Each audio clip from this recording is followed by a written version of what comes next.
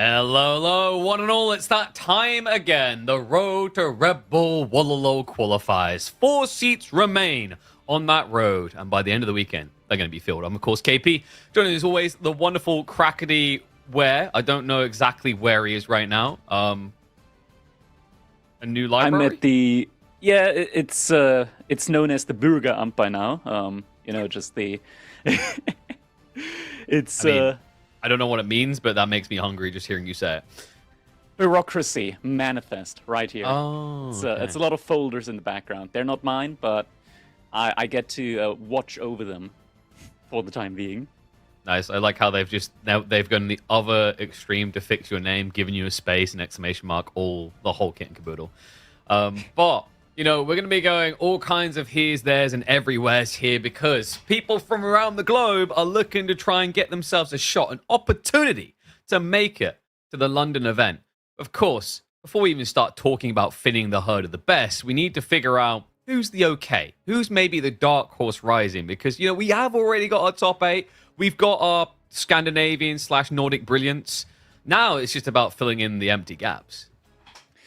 Indeed, and we're starting off relatively strong, I want to say, for a round of 64. Right? Like, we got Berto up against Bitcousin, and Bitcousin recently, he's had an interesting run, at least yesterday in the Crack Cup, where he actually upset against Corvinus. That was quite interesting. Yeah, so.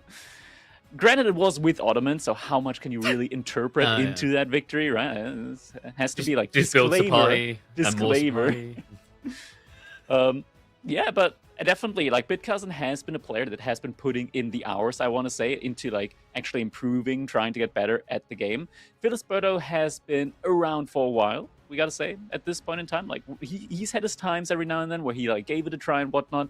But that's a beautiful thing about Age of Empires, or RTS in general. You just need that one good run in order to qualify, and he's got Ottomans this time around. Yes, he has. Lancaster as well. And yeah, it's going to be coming out opening picks, Otto or Biz. Macedonians getting sniped is interesting in favor of allowing Sengoku through. I think on a map like Hill and Dale, that is definitely something that I can see, just wanting to get rid of Macedonians. Because on a map like Hill and Dale, typically, what do you do when it comes to defending? You put up a couple of palisade walls, and if your opponent tries to attack, you just pull like 1 to 2, maybe 3 vills to repair the wall. You can't do that up against the Redari because of the axe throw. So if you want to repair with villagers against the axe throw, good luck. Those villagers aren't going to be able to really keep those walls alive for a long time. Mm-hmm. And you will notice a Mongol ban at the start. Berto wasn't allowed to get his tried, his true, his dearest. He said he's not as active at the moment, but there's something that's just like tapped into his vein. It's Mongols. It's probably the most obvious, just targeted ban you can come up with.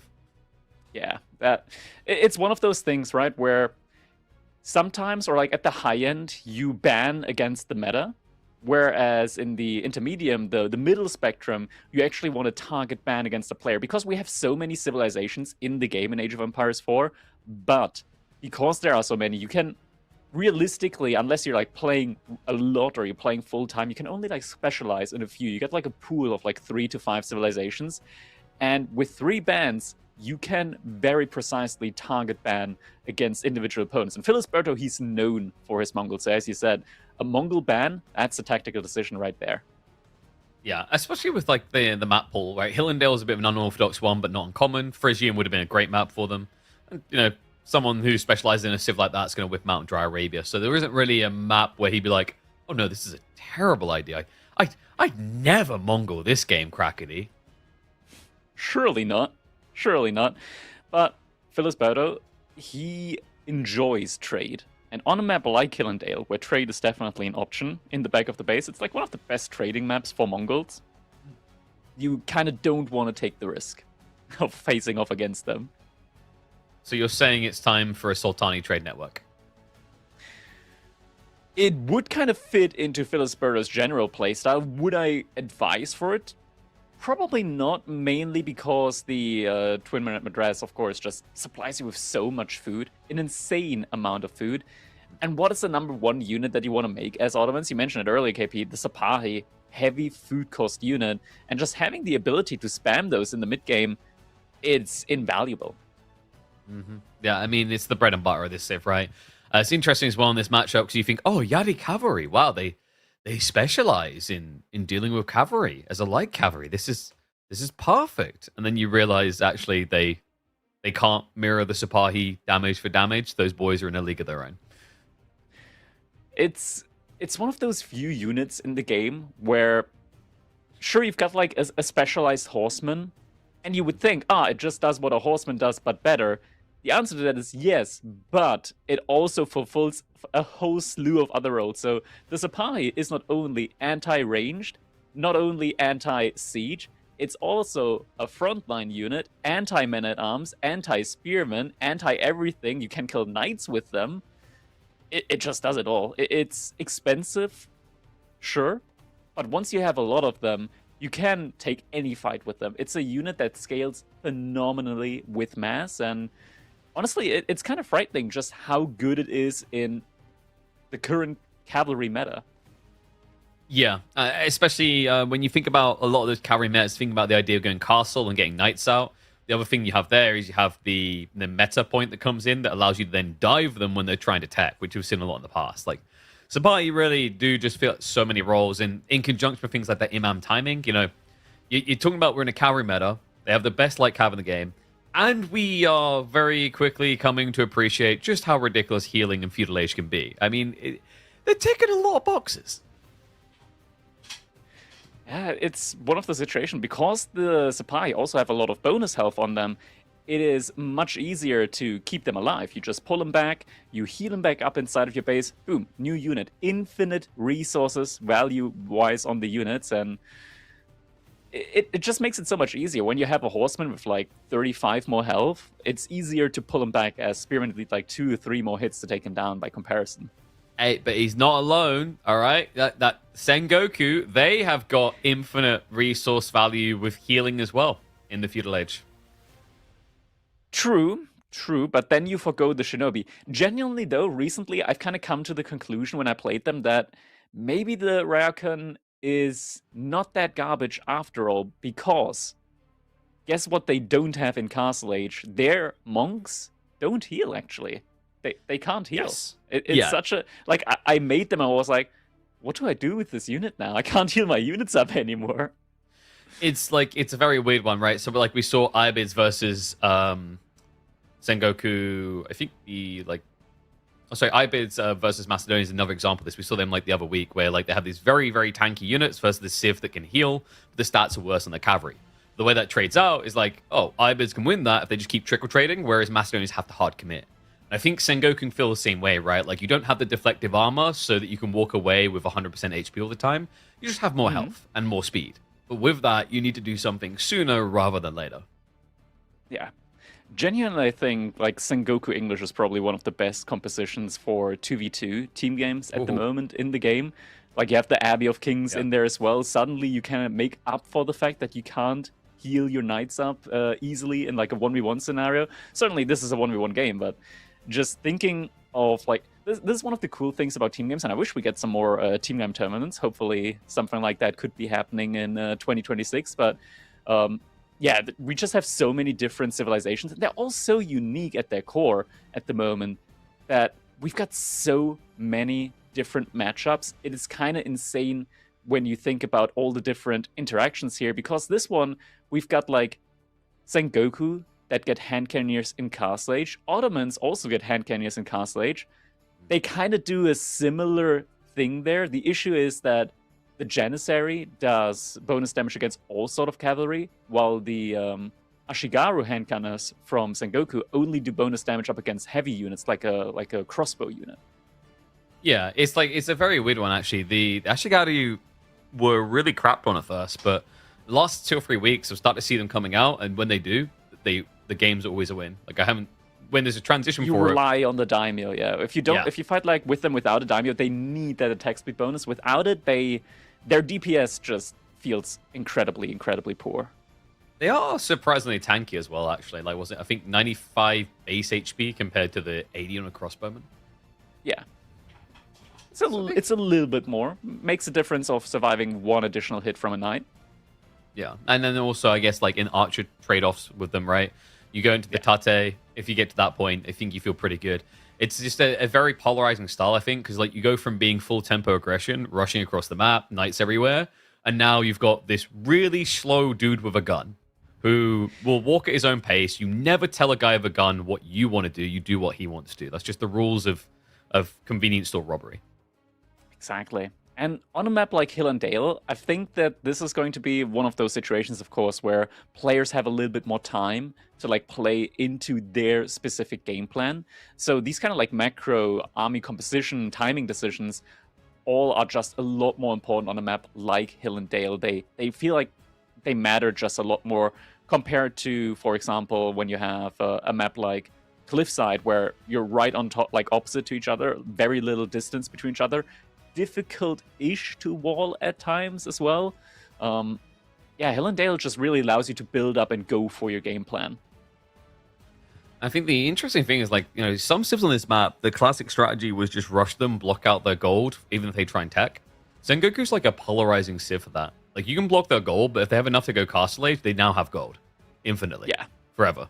They don't have to move out of their hill at all. They can just stay up there. Yeah, I'm curious to see, like, what kind of approach he does to the Attais in particular. I mean, if, it has to be free, right? It's just too desirable, and the boar's usually very far off in the wings. Ottomans aren't really doing Rax rushes at the moment here unless they want to anchor with an outpost, so probably a play you can get away with, but we're just moments away. Reminder, folks, this is the final qualifying opportunity here. 4 slots up for grabs. By the end of Sunday, we will have our full lineup. So if you see your favorite player disappear into the ether today or tomorrow, they're gone. They don't exist anymore. They've basically been controlled, deleted from the game, and they're going to have to take up a career as a professional Doki Doki Universe streamer. Is that a thing? I don't know. I feel like that there's a speedrun category there, like speedrun to having the game sport for you. But in we go. Game 1 is going to be Bit Cousin opening up the Sengoku Daimyo and Phyllis Berto with his Ottoman pick on Hill and Dale. And we actually we do get that Dark Age Barracks out here at the moment now from Phyllis Berto. An interesting one. Typically, I would still advise to go for the military tool because it just pays itself off very, very quickly. You don't get that immediate aggression onto the Attais, but I feel like immediate aggression onto the Attais is a little bit because they're so tanky, KP. They can just run away, and you still have ample of opportunities to get food out of them inside of the base. Exactly, yeah. I mean, it's just on a map like this, like we said, the kind of Rax opportunities. I mean, I guess in theory they're there with the deer placement, the fact that the Rax cost a lot. Also, can we double check why, like, everything, where we've been talked to by very slow people? Again, just, I think you hear them? It feels like the audio is in slow motion at the moment. It's I just think the villagers are all having simultaneous strokes. You know? It's second puberty, dude. Haven't you heard of it? Second puberty? I think they're just maybe a few brain cells short of an average IQ. They're like, I'm going to go get... Sounds like the Age of Empires 1 villagers. It kind of sounds like Ents now that I think about it. Maybe it's just a little spoiler of a Lord of the Rings Age of Empires reveal this year. I mean, I would play that. I'd play the crap out of that. It's pretty much just going to be Battle for Middle-earth free, but I'll take it. Alright, Phyllis Berto already has 3 spearmen out, and because at the moment I don't think he saw this coming at all, and how else he's just going fully. Yeah, I mean, it makes sense when you consider the fact that you're spending all this wood just to get greed, not to get outpost defenses yourself. And also the Raxes for Sengoku aren't cheaper. They have to pay full price. The problem is you have to be very aggressive and fast for this. And I think that's why he went for the Rax of military school, because if you slow roll it, they'll either A, tech up, or B, all the Attais will be generating food for them to outbloat you in the Dark Age. Oh man, we're getting a pressure outpost in now. This is a famous Jiggly strategy. This is an outpost that you put up that doesn't really secure your base. It allows you to then put up another outpost, in theory, to secure your base, but rarely do you ever get that additional outpost up after the fact. He is rushing it up with 5 villagers, though. Doesn't have enough wood for another outpost after this. He is going to be able to deny this outpost, but yeah, I mean, he spent the 100 wood, and what is Phyllis Berto going to do? That's right, he's just going to put the outpost a little bit further in the back. Villagers being He's going for pulled, the but burn. I don't think that works. I mean, Don't you can't really trade that out, right? Like the villager took more no. damage there than the spearman.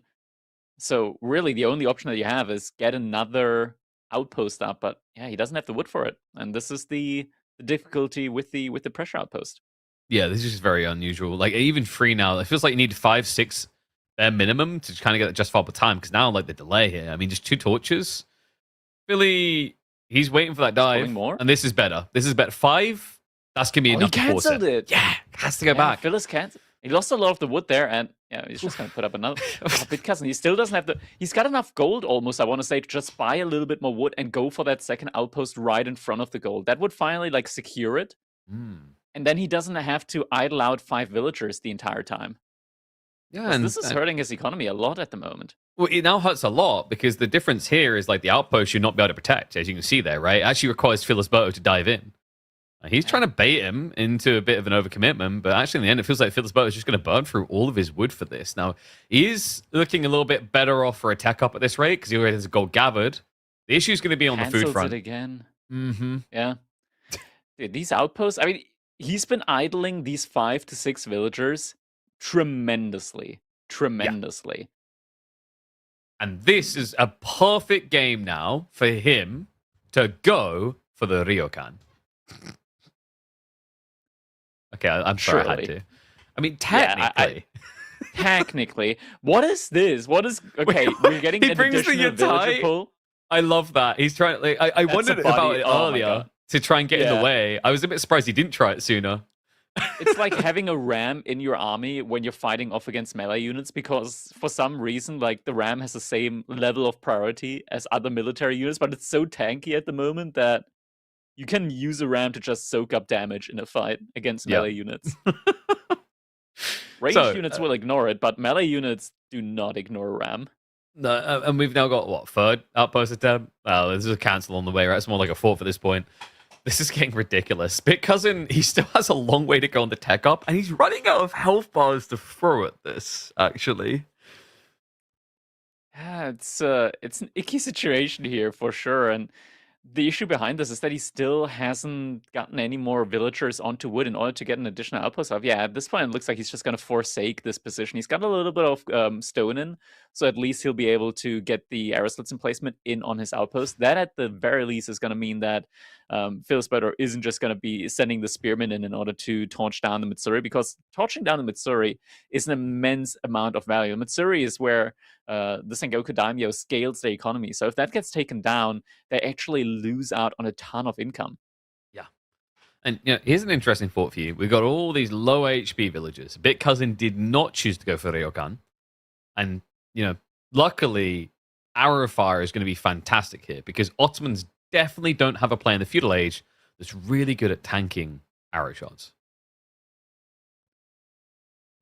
I think we know where we're going with this. Yeah, this is... Wait, this where's game's he a sending bit the weird spearmen on to? multiple angles, actually. Like, the more you look at the spawn as well, right? Like, it's a... It's an odd one, right? Like with the opening to one side. yeah. And for a second, I thought there were only 4 relics, but no, there are actually the full 5 relics. What we do have is only... Oh, no, there is a third sacred site, but a third sacred site, but it's so far in the corner. Look at the third sacred site, KP. It's all the way in the corner to the right side. Yeah. I was like, wait, do we only have 2 sacred sites? But no, there is a third. Also, look The at the berry boars- spawns, right? Like, that's another interesting thing. Like, the boar is Why good are for there him, but the 3 berries... boars? Is Because this a Sengoku got favorite? picked. Yeah, Yeah. Sengoku favored spawn, man. Oh my that is god. wild. Hey, but at least Phyllis Berto can look at the pig. He can only look at the pig. He can't eat it at all. And you Yeah. can't lame them anymore. So have fun and They keep the just- aggro up, kids. Yeah, it just kind of exists. Bitcousin gathering up a lot of wood behind this. We see him going into mass spearmen for the time being. Emplacement has come in now for Phyllis Berto on the outpost, so we'll be having some additional range, and actually is in range of the Mitsuri. So if we just wait, let's say like 3 minutes or so, the Mitsuri is going to have to get repaired. Whew, 3 whole minutes? I mean, that's pretty impressive. If you think about like the scaling of like in-game time to real life, that's got to be like, what, 40, 50 years, Truly, tanking quite a bit. truly. I mean, I guess that's our point of scaling because like if you think about it, you can be you can go from feudal age to castle age in like 5 or 6 minutes. So that's like a few hundred years, right? That doesn't say much for the fitness of the archers and the warriors when they're fighting. Because then you realize they're shooting like an arrow a year. Hmm. Yeah. It's an interesting concept, right? Like we had in AoE2 as well with like the countdown on wonders being portrayed as years as well. Yeah. You're like, is this adding to the emotion or is this now leading to many, many questions? So your Time's ties. just relative, KP. It's all just relative. Oh, of course, the classic. It's just that the in-game world is closer to the black hole than we are. Because as we know, gravity does warp time. So Philly's just going for a fast tech or just a really big mismanagement of food? Is that why they're all so small, these villagers and whatnot? They're just Yeah. moving very, very quickly. Well, it's combo that move very, very quickly, and because they're closer to gravity, they're shorter. So they actually, if they'd been born at the planar existence of we're in Crackety, they would be the same size as us. But instead, they're very tiny. I love how realistic this game is, man. Man, they really go all They out. even thought of those things, yeah. It's also just like, if you look at the boars, right? Their heads unusually big because their skull density is so strong, so the gravity couldn't shrink it as much as the rest of the body. Just all makes sense. We see Bitcousin now going for a lot of infantry, spearmen, and samurai as well. We're getting a daimyo in as well. Can we quickly see which daimyo he did eventually end up choosing here in this one? I believe it is the cavalry one, but I'm not sure. I mean, with this much He infantry, went for might also Takeda. be... Yeah. Yeah, it is the cavalry one. Okay, so he is having the potential there for the additional movement speed on his cav. Yeah. At the moment, Bitcousin, he's got very, very good income overall. I wonder if he's going to be deciding to trade out resource for gold for just additional upgrades, because I think he's done it a couple of times now for stuff like double broadaxe, for example. But like the additional berry upgrade would also be nice for him, the wheelbarrow one. Mm-hmm. Yeah, no, definitely, especially with like the back spawners. Interesting choice to go into samurai. Bitcousin was very clearly expecting his spears to get countered by archers, but Philly has different ideas. We've just got pointy sticks, and even more pointy sticks.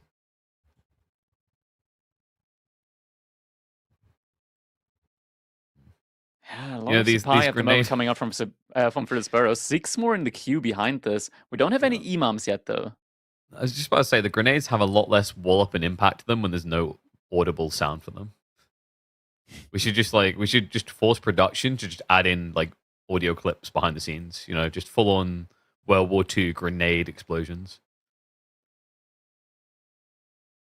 So he is shifting on the side. I guess the idea here with Philly is the burn through as well, right? Like he's going to be able to just torch through these walls on the flank. It's also just haha, only needs supply to win the game. Like I think the weird part for me is like Bitcousin did get pretty hard baited going into Samurai because he clearly expected archers. Like you never want to build Samurai into Sipahi. They just get tickled and killed. It's one of those things as well where samurai, their melee damage isn't actually... Well, you can upgrade them a good bit, and with the attack speed from daimyo, you can make them somewhat competitive, even up against Sipahi. It's just that with the meta, with the additional +2 melee armor, yeah, Sipahi can definitely like put up a fight and even take positive traits there as well. Yeah, I mean, this was like you remember the early days of like Japan getting added in. Ottomans was seen as like the hardest counter for them just because the melee armor interactions and the all in timing. Oh, we got an engagement now onto the outpost from Bitcousin. He wants to take this one down now, wants the access onto the gold. Looks like Berto does not think that he can fight that and is going to pull back for the time being. Interestingly enough, something that we always have to remember here, as this is Sengoku Daimyo and not Japan, these samurai do not have the deflective armor on them. No, they're not that tanky yet. They've got a little bit of extra help from the estates, so it does definitely feel like a bit of a pain point here, especially against Sipahi. There are a few of Philly's troops camping in the back of Bitcousin's base. It looked like he was doing kind of a trade to dive in towards the deer, but Bitcousin's reaction's on point. Only loses 2 workers, and these raiders, now Bitcousin should have plenty of time to react to them. In fact, I think he's already started shifting away from his stone in anticipation. Yeah, Woodline is getting idled a little bit, but the Sipahi are getting somewhat thrown away. Actually, now trading out Okay. against the Yari. Yeah, that is not a fight that you want to take. I see he's getting distracted at the front line. Imam's there as well in order to go for the healing. Couple of archers trying their best to take down these spearmen as well. And the Overdone. Sipahi, in mass, enough to stem the tide here and just completely destroy these armored units there as well. Yeah, really Shinobi coming awkward in? moment there. The Too late. Shinobi, nah, it's way too late, way too late. Not gonna have an impact. The idea there for a moment looked kind of okay for Bit because it almost looked like the Daimyo was meant to snipe on the Imams, but he failed to let it through. This is the problem. Like, Phyllis Berto saw that it was mass spears, and what he done was pretty smart. He used his Imams to tank a lot of hits to the face. You wouldn't normally do that if there were any archers or just a few cavalry units, because it'd be too easy for you to get sniped. So, great little detail there for Phyllis Berto when the line in the center started to thin. Now gives him ability to research forward here. He's still got 10 plus Sipahi, and he has got a litter of archers to now start dealing with the spears. But Big Cousin definitely not dead when you look at how strong the Yari count is. Still 9 in the field. Yeah, a lot of pretty decent cavalry units for him to just try and go for raids. At the moment, Berto hasn't felt the need yet to move out onto the map. Probably has Anatolian Hills as well behind this, but we do see the next engagement coming in. Archers are going to get sniped out by the Yari cavalry.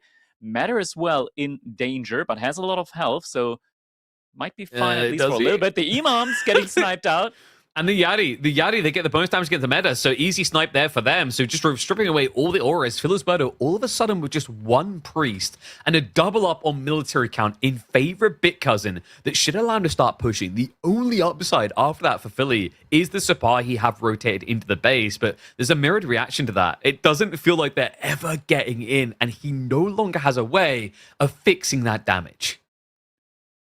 Yeah, Berto at the moment just very much stuck with the Sipahi. He's trying to remass into some spearmen now as well. He's going to need a matter again. He's been actually going for siege engineering, but the timing's kind of lost to try and make a siege push happen there. A lot of villagers from him at the moment on gold, so maybe he was thinking about potentially going for a castle age transition here at some point, but that doesn't really feel possible anymore now with 16 to 35 military and Bit Cousin pushing. Yeah, death push on the way. Daimyo to be replaced. The aura is not going to be here. So upside for Phyllis Berto is he can at least have his meta play. But the tricky part is going to be like the full spawn resources, right? Like gold, he has rushed up enough. Now the curious part is, does he have enough food? He's got 40 people gathering food right now, and they're still all in the base, meaning there cannot be much left here, even with an Anatolian Hills. Look at those workers. Look at them. Oh my God. That right there, that is an 11 o'clock queue in Berlin outside a kebab shop. Good Lord. Additional barracks did get put up. Wants to get some more spearmen in now in order to try and deal with the Yara cavalry. A couple of Sipahi actually managed to repair KP. It is so quick. That is insane speed there on the repair. Behind this, Mitsuri already on 5 traders. That's a 25% bonus gather speed on those villagers around it. KP, that's almost Byzantine level of economy right there. Now a fight getting taken inside the base, or at least a little posing around there with each other. As Phyllis Berto, he's about to try and hit that castle age, but he is still under heavy fire from Bit Cousin. Yep, but we have the melee armor. Smart move there by Phyllis Berto. The extra insulation as well, the TC to assist. This dive feels very questionable from Bit Cousin. Kind of a mystery of the situation. It should have been the dive that allowed him to stop Phyllis Berto, but tech is underway. Bit Cousin's army has been torn to pieces, and he does not have the resources to mirror a tech timing. Now the Mehmet Imperial Armory is going to be on its way. Bit Cousin is going for mass samurai here alongside some additional spearmen. The question is, KP, is that going to be enough? I think some food just ran out inside of his base. And indeed, we see a lot of villagers from Bit Cousin now on their way to the backside, where he does, of course, still have berries and can still gather additional food from. But this means that he's going to be struggling, at least for a little bit, when it comes to reproducing units in time. 17 workers on wood for him. Doesn't look like he's going to be going for a castle age transition anytime soon. And indeed, we're seeing archer ranges now coming in as well. But I don't think that Phyllis Berto is going to be going for a mass spearman push now that he's got access to the castle age units. Yeah, I mean, even just the Sipahi being vetted is on the table, and that's threatening, that's concerning. I think Bit Cousin, just a classic mystery of the situation, right? Like, defender's advantage is always a big thing there, especially when you melee blob, and it comes back to what we talked about with Japanese hating this matchup for the same reason that Sengoku do. when you play this type of comp, it's one toggle and one toggle only for the meta. It gets too much value to do anything but the melee armor, and Bit Cousin just learnt that the hard way. Look at what's happening. I don't know about you. I feel like when I see Bam Bams come out, something has gone severely wrong. Kanabo Samurai are being queued up by Bit Cousin. This makes a lot of sense as the Kanabo Samurai does percentage damage to enemy units. So depending on how much health they have, and that is something that of course scales with the age of units. So the further in the age they are, the more damage the Kanabo Samurai do. But they are expensive to mass. They're kind of slow as well, and they will die to anti-armored units, which for the moment at least, Phyllis Berto has not been making. Instead, we get an immediate queue into Janissaries. Might be a little bit overambitious with the Janissary play. Yeah, a little bit unusual there. It makes sense if you don't have much food access, but a lot of gold. That's like one situation that you come to that in. And they're not bad against spears necessarily. But yeah, like, I mean, it is a slow-moving unit. Like, realistically, you've hit the castle timing. The most obvious thing you want here is knights to control the field. It might be that Phyllis Berto doesn't think Bit Cousin can come out onto the field, but we can see it on the minimap. Bit Cousin's knocking at that door again, looking to get inside. He's trying to go for an additional push into Phyllis Berto's base now. Phyllis Berto did wall up the front side. He still has not moved out onto the map, so maybe there is a timing here at which Bit Cousin can take a beneficial trade. Fight seems to be about to be taken here. And he is going to go for the engagement. Yari tried to go for the backline. It's not an easy backline, though. The Janissaries do just as much damage in return, so they'll be able to sweep that up. The Daimyo also on the backside could be a quick and easy loss. The Spearman line is holding decently. There is an overlap on the east side to try and breach through here for Bit Cousin, but it comes at a trade-off on that west. So Philly looks like he's grinding this down into a kind of mutually assured wipe. He will back behind the walls for now, but remember, Bit Cousin needs something to come of this. He is still locked in feudal. The longer this goes on, the bigger the advantage becomes for Phyllis Berto. Cousin also waiting for his siege to come in. At the moment, still Mangonel might be switching that one over to Springles, though, as at the moment, Bit Cousin is only spamming out those infantry units. And Mammoth Imperial Armory, with the blacksmith nearby, produces Springles at a frightening rate. Yeah, it's kind of insane, actually. I know some like people complain about where it's like, maybe we should tweak this down a bit, because they do come out fast and furious. And in the current meta, like, there's definitely good credence to it. Like, with the Lancer openings in Castle, it encourages Springles, but we have got the spread of the line again. I believe that is a melee armor or a trigger for Phyllis Berto. Would make a lot of sense here. Sapahi are slipping in on the flank again, but they have not been upgraded yet. They do have increased torch damage, mind you, but no increase in damage and health. The only thing that's been vetted up here are the Spearmen. What's interesting is, like, at one point, it looked like Phyllis Berto thought Meta Arms might be saving grace. I guess he saw the Kanabo and thought it was a bad idea. He has to break away here, but Big Cousin, by some miracle, has found the resources. He's now ready to go castle. I believe he's even been building up farms. There must be, like, what, 15 farms around that Matsuri? Yeah, and the one time Phyllis Berto went out onto the map, Bit Cousin finds him with a couple of Yari cavalry there, is able to get a snipe in. Wall repair still going strong for Bit Cousin, is not letting those Sapai go in for the raid.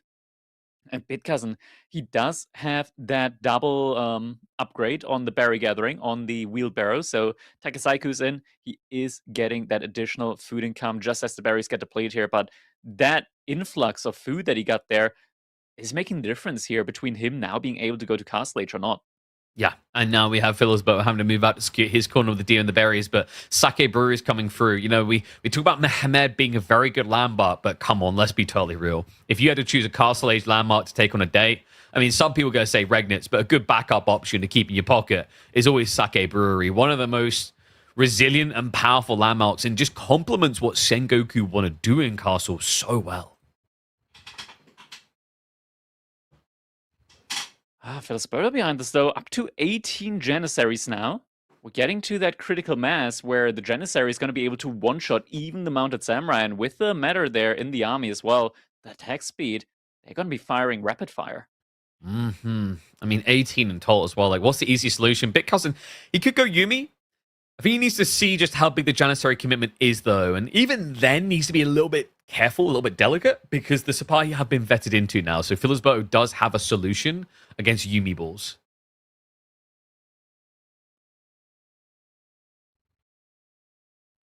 up Berto, complete. he How are still we has a great looking? mass of supply on the field. He is still Ooh. trying to look for potential raiding opportunities, and he does know where BitCousin is getting his food from. Just the onion layer of walls is going to make it very difficult for him to go for any meaningful raids on the left side. This is kind of cool, actually. I think with the state of the relics, BitCousin could think about rushing them. Instead, look, please tell me he's got at least 3 stables. He just queued up 7 mounted samurai. Yeah, a lot of production is going to be necessary, and he does have 2 stables. I think there's an additional one on the left-hand side. He's got 4. 2 Yeah. more, so 4 stables. That's a good amount to have now to pump out those knights. Still needs to upgrade the rest of his army, though. With 23 spearmen, you kind of do want to get veterancy in on them. I believe he's got tier 2 on the estates as well, which is a really big boon to the HP on those samurai. You should also have Takeda cavalry already in, so quick way of just kind of flooding out, but needs to be a little bit delicate about the matter right now. He is going for the relics that we talked about, Iko coming through. I'm sorry, is this guy allergic to range units, Crackety? What am I seeing here? There's 20 Janissary and no interest in building Yumi whatsoever. I do get the melee appeal that could be coming in here. And BitCousin, he's going for the mass samurai play again, upgrading the samurai now on top of everything else. And we're now seeing, though, the first Springled in queue from the Memory Imperial Armory for Berto. So that could be something that BitCousin is going to have to respect. Just mass Springles at the moment. Believe it or not, KP, we've seen it like a little bit of a resurgence of the mass Springles coming back into the game at the moment. Yeah, there's one guy smiling about it all the time. I mean, that has to be B, right? I've seen him do it week after week. We just had on the finals day this week, we had Beastie doing an insane strategy with Macedonians. Fun fact about them, their Springles can get +6 damage. And then, of course, they have the fire later on. There's definitely some fun things to explore with Springles at the moment. And as you're highlighting, a really good time to do it. You know, considering that if you're able to open knights, the reaction should be spears. And hello. An attempt to get a new Matsuri up, but Berto in perfect position to receive the attempt, and that is a fortitude group to supply, so quickly able to wipe through a chunk of the villagers, already almost half of them, in fact. I don't think BitCousin's gonna have more than 5 workers left here, if he's lucky. This is the type of damage that Berto has been looking for. Villagers trying to finish up that outpost are going to be able to get at least 1 up here. Not garrisoning quite yet, though. Has BitCousin even noticed the damage that is coming in here at the moment? He does now. Is going to be garrisoning 5 of those villagers, but a ton more have gone down. And Berto just pulled his entire army to take down the remnants of these villagers out there. Small raid in the back of BitCousin's base is finally starting to get taken down, but not actually going to give him the run around for a little bit longer here. And Berto at the moment, 96 military to 65. He's finally starting to push through the middle of the map, and that is where BitCousin has his entire food economy at the moment. I think this is the point where BitCousin just all chat types remake ? But I think we might be a little bit beyond that point. This is looking brutal. A huge military advantage for Berto, and also the state of the economy. Like, he had to build his farms on the front side of his base. That's the first thing that's going to get shut down, and it's going to get shut down quick. Philly, even adding in rams that are easily able to delete these farms. The mangoes, not really necessary. The Springles will start arriving pretty quick now that he's queued them up, though. It's just obviously they need to get across the battlefield. And Berto, he's pulling everything across, trickling up in the reinforcements from all the way across the map. Where's BitCousin's army at the moment? That's the real question here. Doesn't really have any major siege with him. Was that an attempt to get one of the 3 boars? I think it was, yeah. That gets coming in as well, though. I can't really dodge the grenades in this size. Mango is just going to waste shots at anything because they don't have bonus damage anywhere. But the spear line starts to spread out a little bit. The Janissary backline, confident, but now the backstab comes through. The Mata Samurai plus the Yari finally arriving, but they're trying to headbutt a stone wall here. Janissaries will happily start to receive that. Just a few spearmen peeling over to try and slow things down. BitCousin, it's do or die. He can't back up from this location. The spearmen, though, can't be trusted to deliver this, and the Samurai feel far too slow. All mounted horseback ones already removed. It's now all on the slow-moving melee blob to recover. Berto has ran out of front line, though. The Springald is not doing literally anything this game. It's just partying hard. And the Yumi from BitCousin, a cool switch, but maybe a little bit too late here. BitCousin looks like he might be able to hold this for the time being, but there are more and more reinforcements coming in. He's finally able to remass, or rather regroup with his front line, as the Zapaya now also coming in again. And Albert Cousin doesn't have as many military units remaining here in order to fend this continued aggression off. Crackly, look at the Doesn't have food any income. ramps as well, though. Like, that's the Yeah, thing. it's I'm not like, there well, I'm just anymore. watching that military count. Like, realistically, if Bit Cousin had these farms operational, you can see a world in which he's still, like, able to now push out. But Philly with this second wave, also the fact it's going to be Springles. Springles that were presumably fire this time? That's a scary factor. And now, it is the creme de la creme. The great bombard point invested in. Berto is not like an old school Ottoman player. He has no interest in the Imperial Age. He wants this game over in the castle. Yeah, the Great Bombard. He's going to be able to take down all of the defenses. With all of the defensives, I mean that one outpost that has just been serving as a little bit of a mental blocker there, I want to say, for the most part, for Berto inside of BitCousin's base. But yeah, BitCousin, he's with the back against the wall. No additional gold income now. So sure, the Sake Brewery is insane, the amount of resource that you get for the amount of villagers you got on it. But it's not going to be able to supply your entire army. No. You get to a point where if the harassment keeps coming on the front side, you're going to think about buying food instead with the gold, and then that's going to get worse trades over time anyway. It's a little bit of a tricky predicament. And, the Yumi, if you had like 20, 25 Yumi, you can see a way, right? Like if you look at Berto's army, yes, the supply is a big problem, but the other half of it is hard countered by Yumi. The Janissaries take bonus damage there, and they'll overkill in response. And then the Springles get melted by Mass Yumi too. It's just, he doesn't have the numbers. He technically has the tree line at the back. He just hasn't invested heavily in that. Behind this, Rams already trying to go for the Coca Township. Wall, in theory, is open on the left-hand side. Villagers currently gathering from the ball there for BitCousin. Is going to pull him back now, as he already knows that the wall is open on both sides, actually. I mean, this 2 TC as well. Ready to engage. Yeah, second TC did come up for him, but it's not from position of strength at the moment. Up to the 4th ram now. Great Bombard in as well. No matter, but no matter anyways. Respects the ninja more than the Matsuri here. Like, the Matsuri kill would be huge for him, considering that's basically where all the food income's coming from. So it does deny the ninjas anyway. The farm spawn did come out, but they're going to start fragging onto the Rams. The Rams, they're actually wasting through the Mount Samurai's time. And now, what is that click? Getting picked up? Yeah, he just warped them in. BitCousin. He gets a second grenade out before they go down, but little contribution and all but guaranteed now. Berto with a dominant military lead here. He's halfway to go and imp himself. There's only one way to go, and it's to the finish line for an opening win for the NA boy. GG comes in, and in the best of 3, that means that Berto is now already gonna find himself on match point. BitCousin's gonna need 2 victories back-to-back in order to come back in this one. Berto setting himself up for success here in game number 1. Yeah, and arguably one of your best options has been removed now, right? Like, Sengoku is seen as the threat factor. There are players that will just non-stop ban this just because it's that good. I mean, hell, we've had previous tournaments where actually players understood that and would bait their opponents that way. Like, oh, I want Sengoku or French, but I really want French.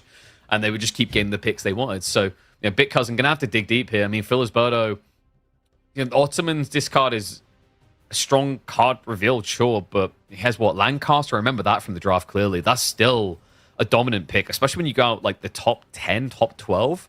Lancaster is still capable of consistently getting those cheesy wins with the feudal all-ins.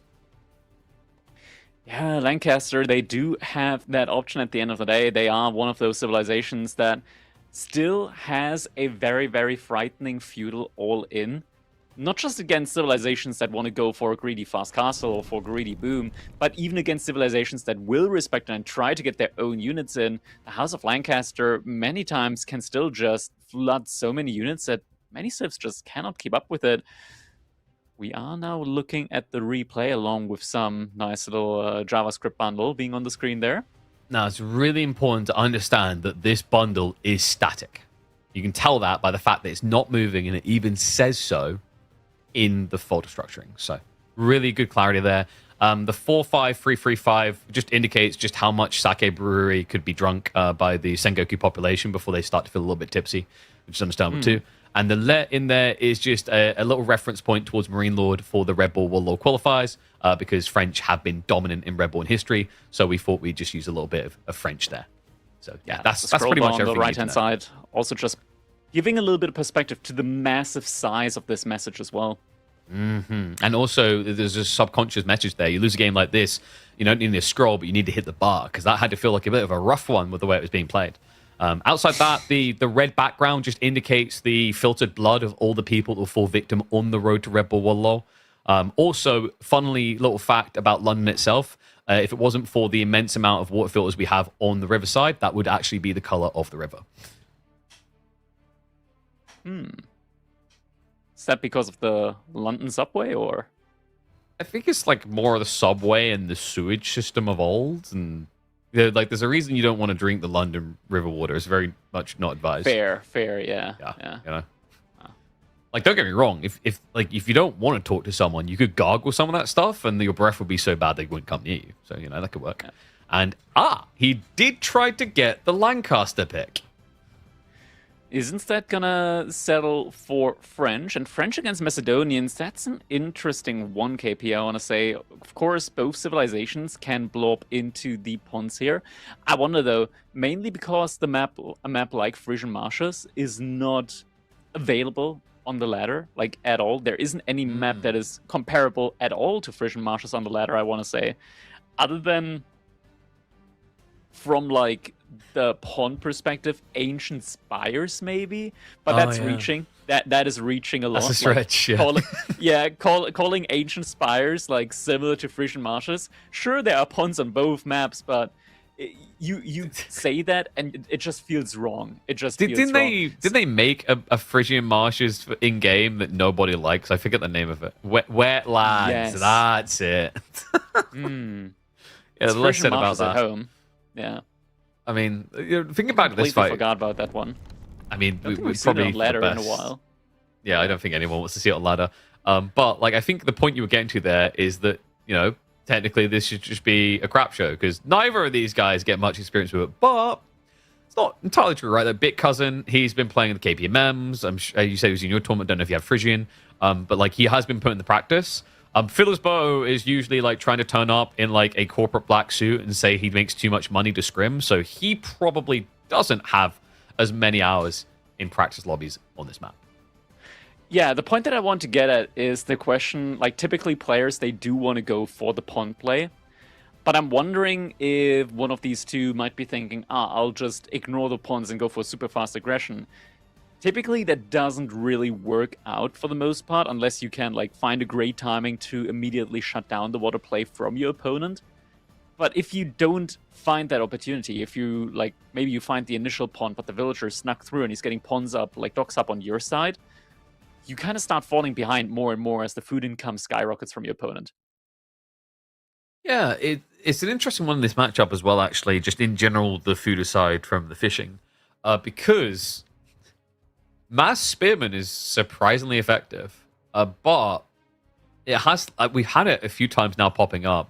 The Spearman strat, like for French, the actual solution is just to fast tech and build arbitrary. Because if you rush Gambesons, the ad game alpha strat does nothing.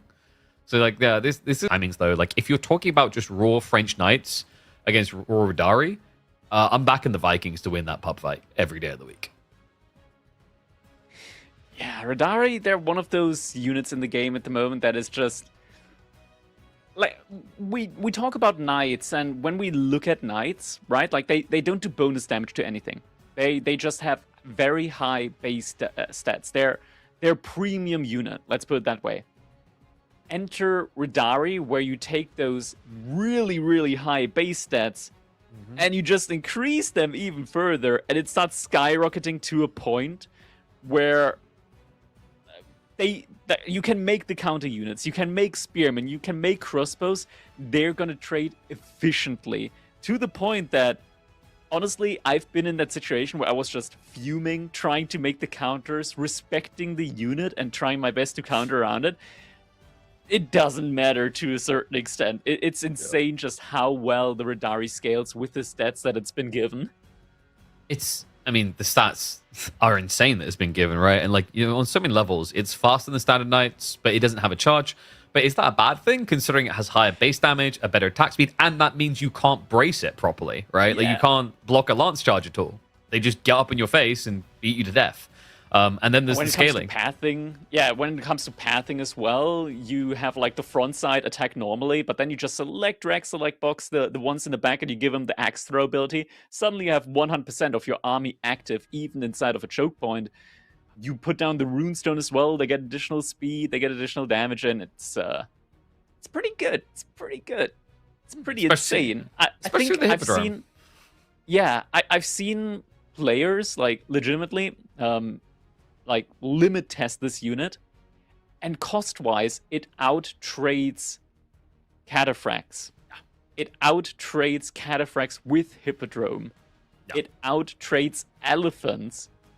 The counter, like the best counter to cavalry in the game, the War Elephant from the Delhi, it dies. It stands no chance. And keep in mind, like the counterplay to deal with War Elephants is like, surround them. Well, there you go. It's not just the DPS we're talking about here. It's the fact it moves faster and then even faster. So it will always surround you. There's like literally no getting away from it. It's a freaking wild unit. Like, if it wasn't for the fact that Macedonian economy sucks so bad, this Civ would be by far the S tier Civ of the game, like the top. Yeah. But that's not even the only strategy that I have, KP. Oh, here we go. Have you seen what players do on the ladder with them? Where they just put up a ton of strongholds around your base, get the arrow slits and placement on it, and then they force you to play a long feudal age game where they then come in with mass ranging guards and curious siphons. It's a disgusting playstyle. Yeah.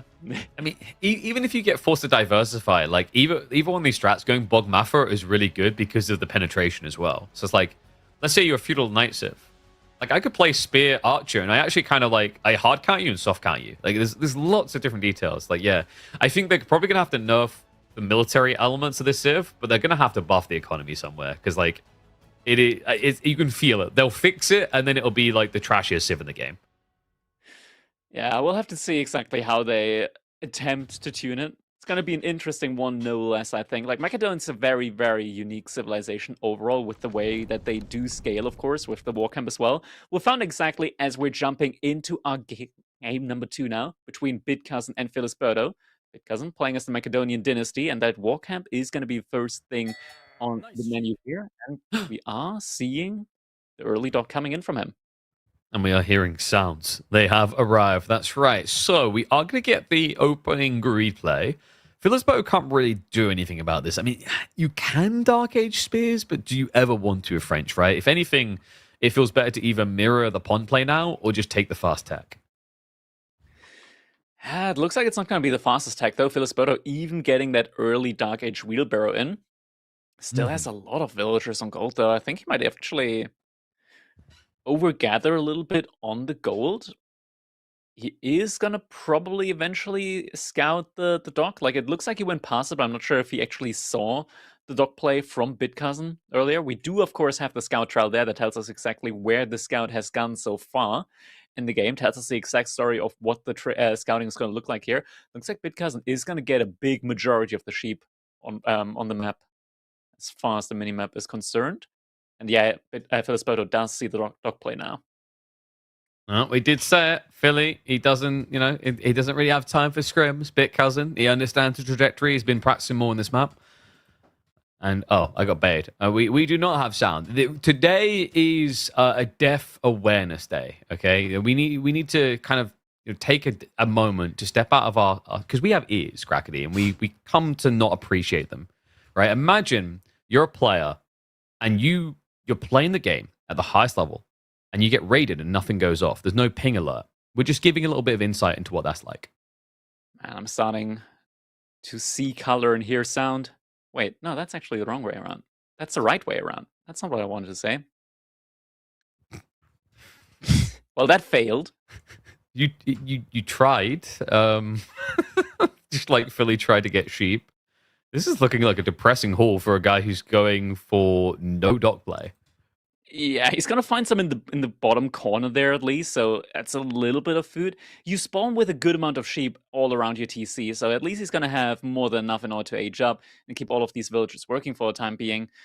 But for a long-term feudal age play, that does not feel that good. No. I mean, maybe there's a plan to like delayed fishing, but I don't know why you necessarily delay it here. And of course, Bit Cousin, even though he's going to be slow on attack, he can still get the resolution to what you're doing. Just go Akgimathur. Yeah, Atgemather and the Bokmather are gonna be allowing him to just completely ignore the knights for the most part. This is one of the cool things, you mentioned it earlier, it's that with the additional attack damage that the Botgemather do with the once you activate like the penetration on the archers, it means that you can out trade against the knights all the time. Like you don't have to use your archers to focus your opponent's archers. Instead, you just A move. You don't have to do that micro movement. You just A move your army, and you're going to be trading effectively no matter which unit your units are hitting. Exactly. I mean, obviously, the trade off is you move slower, but if you have advantage, you don't have to worry, right? Like, if you have an advantage, you don't have to worry about them jumping on top of you and you failing to kite. If anything, you're trying to move forward. The only negative, of course, is if a player realizes that it's a bad fight and they pull away early, you have no chase potential whatsoever. But like I think that's a pretty minimal downside. I feel like most times when I see people play with the Bogmafur, if I click on that unit, it's on cooldown. Yeah. Hippodrome is going to be coming in now for Bitcousin, so we'll be getting those Hippodrome champions in. He only went for that single pond opener, so it's not like he went giga greedy here onto 2, maybe even 3, 4 ponds. But is going to get a pretty good lead early on here from this, and Berto moving ahead with a villager. Huh? Could be that he wants to follow that knight opening up with an immediate outpost. That is something that I want to say the last time I've seen this strategy from French was 1.5 years or maybe 2 years ago Yeah. from Lenok. Yeah, dude, it's a super long time ago. I mean, usually if you're going to do this type of play, you just accept you're going to be doing Rax, Spim, and Dark Age, which he didn't want to do at all. I mean, it's just, it's unusual because he's here before the Knight's even here, right? So if you're seeing and there was a few people on gold, you get Dove, which isn't uncommon to have people left on the gold just for the silver gathering. Luckily for Berto, BitCousin did spend all that time building the wall instead. Unluckily for Philly, BitCousin does still have a backup gold vein option if this backfires. Yeah, on the other side of the space, and that is something that he will most definitely need, because this is one of the biggest weakness with Macedonians. If you don't have gold, well, this kind of goes for all civilizations. If you don't have gold, you can't get upgrades in, but you need a lot of gold in order to get the iron required to get those upgrades, or rather silver required to get those upgrades in. So it's even more difficult now for him to get to these blacksmith upgrades, whereas in another situation, he could just sneak out villagers to another gold vein. You actually need to put up a building that costs like 100 resources to effectively get the silver out. Exactly. And, it slows down those tempo timers overall. Realistically, a lot of your strategies, when you look at what makes Macedonians crazy strong, it's very kind of one-dimensional, as you're already highlighting around that gold, like the need to get silver. Every single strategy we were talking about in the pre-lobby, it really gets into nutty territory because you have got those silver scaling techs. The Varangian strategy, getting the extra +2 armor, is crazy in Feudal Age. The Radari Mass Radari strat just relies on you getting the +2, +3 damage, and then getting the Romfire for +3 damage instead of damage reduction. So it is always circulated around this idea of silver, to the point that there's even an argument to maybe dropping a marketplace and selling gold to get food because of just how much silver you get in the process. Yeah, now we have Berto using that forward villager to drop dogs inside the ponds of Bitcousin here. He's already gotten the first dog inside of his pond as well, so is getting additional resources here as soon as he starts producing some more fishing ships there. So he's shutting down the gold. He's starting to also stack up the food resources on the ponds if he starts making some additional fishing ships, and has a couple of knights out as well. Bitcousin behind us going for mass horsemen, going for the Atgir Mother as well. At the moment, Berto isn't reinforcing that much on the military, and that could actually mean that he might not be able to keep this outpost alive next to the gold vein of Bitcousin. Maybe it's just a bait and switch, right? Like, just look like you're aggro and then take all the greed. It's an interesting idea. The problem is, like, Adgame for Horseman is the perfect solution to what Berto is doing. It gives you a way of burning down each and every dock, also gives you a way of fighting his main army. Oh, and the audio is finally back. Here we go. Oh my god. My hearing has returned. This was getting too real for like some of the people watching at home, considering the average age group of Age of Empires. Like, oh no. I need to go see the doctor about one of those hearing aids. Oh, Bitcousin, he's already got a pretty decent melee mass. It's pretty similar to what we've seen last game as well from him, just going for the mass melee army composition here. The horsemen do get buffed up for Bitcousin, though, once he gets that Hippodrome champion in, gets an additional +2 damage on the cavalry.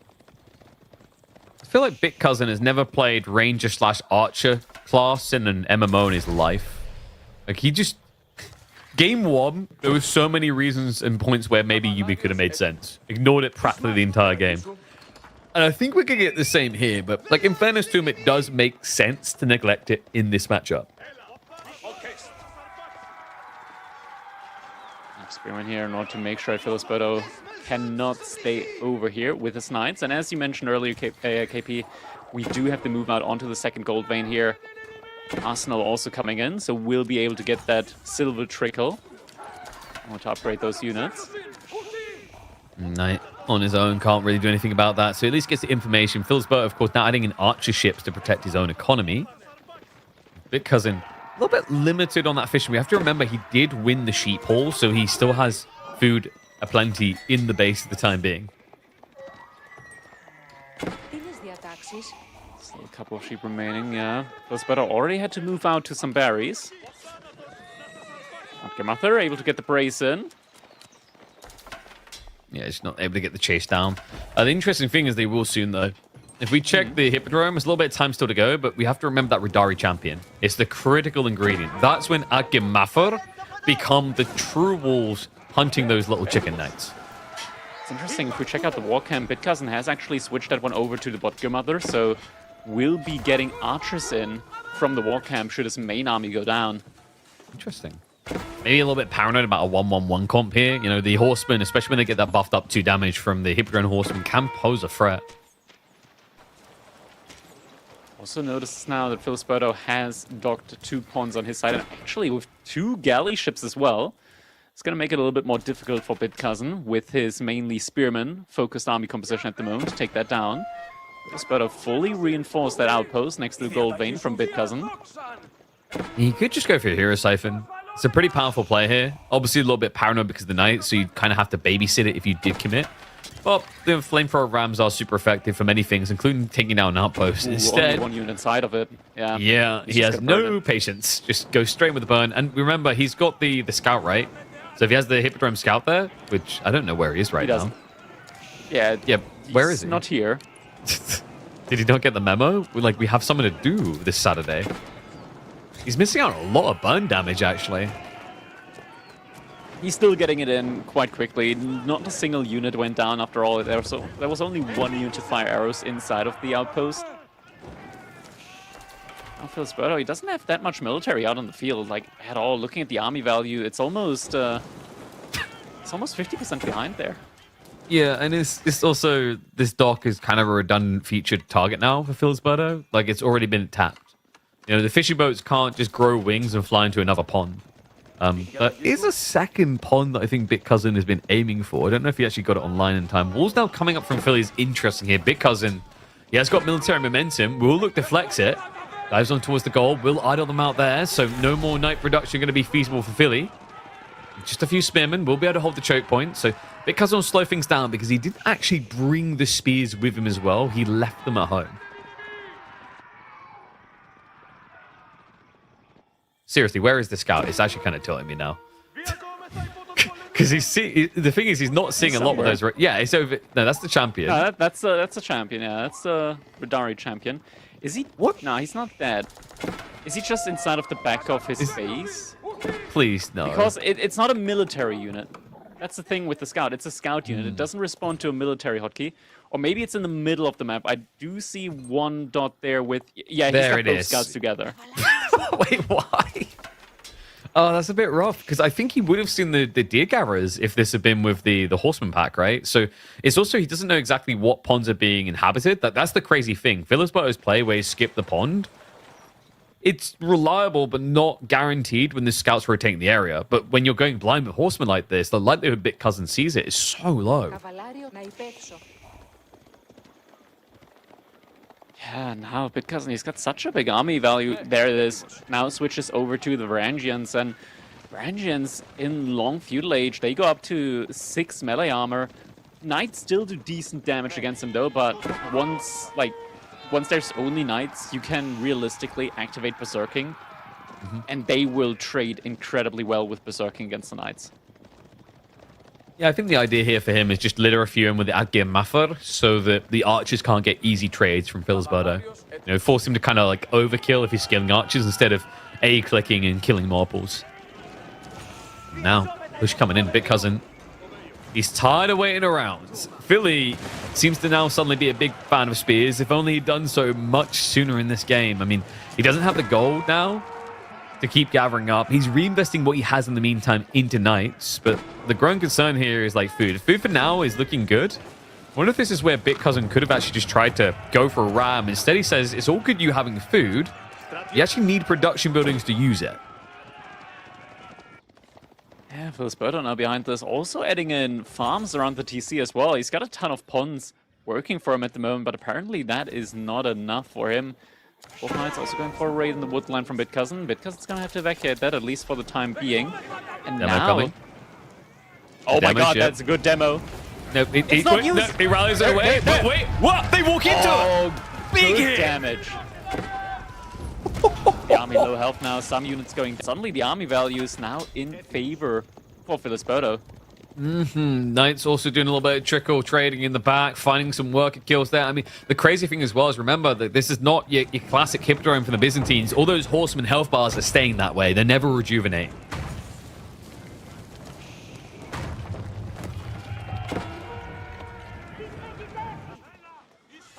Oh, actually, gets a couple of villager kills here. It's starting to fall apart, really. I mean, he's got Varangians guarding this. That does nothing against Knights. He needs some spearmen back here. More workers going down. Billy, with just a few Knights, is unraveling the plan for Bit Cousin in conjunction with that demo that kind of took some of the wind out of Bit Cousin's sail.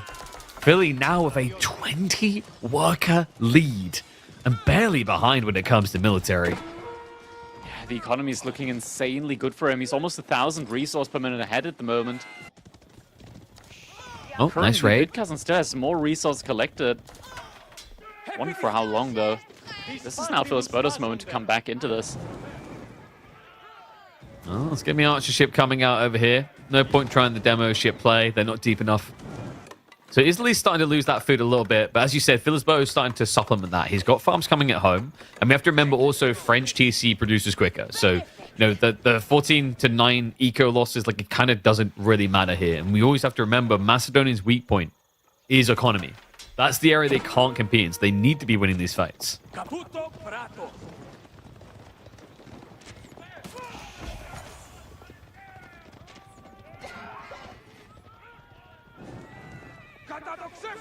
Oh, looks like a mill got found there. Was trying to get put up by Berto.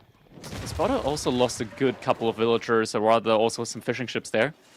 Still has a decent lead for the time being. It hasn't kind of housed for a while. He's got a lot of units in production, needs to resolve that housing crisis. Now feels for 22 spears. I'm wondering what's distracting them from it. Wait, yeah. Because right now, like, Bit Cousin take that fight. No, there's multiple things here, right? The housing situation is still going. Okay, finally we get the house up, but you immediately see the impact there. 4 just popping out straight away. This Varangian switch up, it can bounce back to be valuable against the spears in fairness. Like, Berto, for now, he's just kind of reacting to the first step, which is that Gimafer. And what, I think we're only 1 tech in, right, with the Varangian. Actually, no, we're 0 techs in, so they're not tanky at all. Yeah. The entire infantry line from Bit Cousin doesn't have any upgrades at the moment. Now fight's getting taken inside of a space. He does, of course, have the war camp, so as units die, he will be getting more units out, but that is going to take a while here, and it's not going to pay off immediately. There's barely any Botgear Mother in here. There's more Varangians now in queue, but the Knight count Actually, it did go down a lot for Berto, and there's still 3 engines coming in. Berto, yeah, he's not able to finish Big Cousin off here. There's a backstab attempt coming from the cavalry as well. Big Cousin is coming home, and there you go. They sally forth. The champions have arrived. That also now gives the buffed up movement speed. The Radari champion that was missing the whole time is there to try and provide the chase.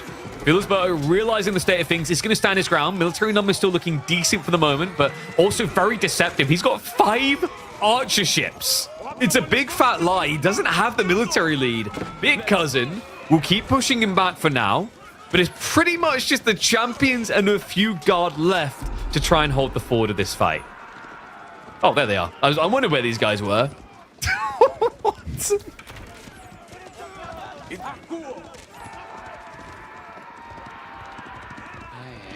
Well, they don't kind of too good. I mean, they want to look at this kind of thing like this is an overkill on the boats from Berto. Like 5 archer ships. 5. 5 Yeah, whole that's a lot. ships. He invested a lot into just keeping that safe. Actually, is that a Warcog as well? Oh my god. Hey, they're cheaper than Hulks, okay? They are. It's just a lot of investment for these individual ponds. Now, the ponds do, of course, pay out a lot of resources, right? Like 1,800 food each of them.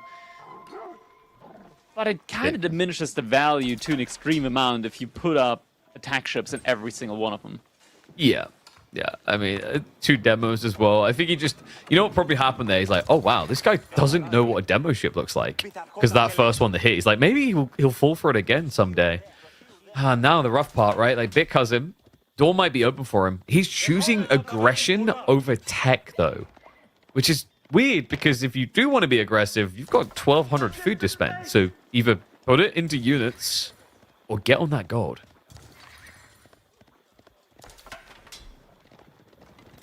What is he doing? Like, it's 1,800 food now.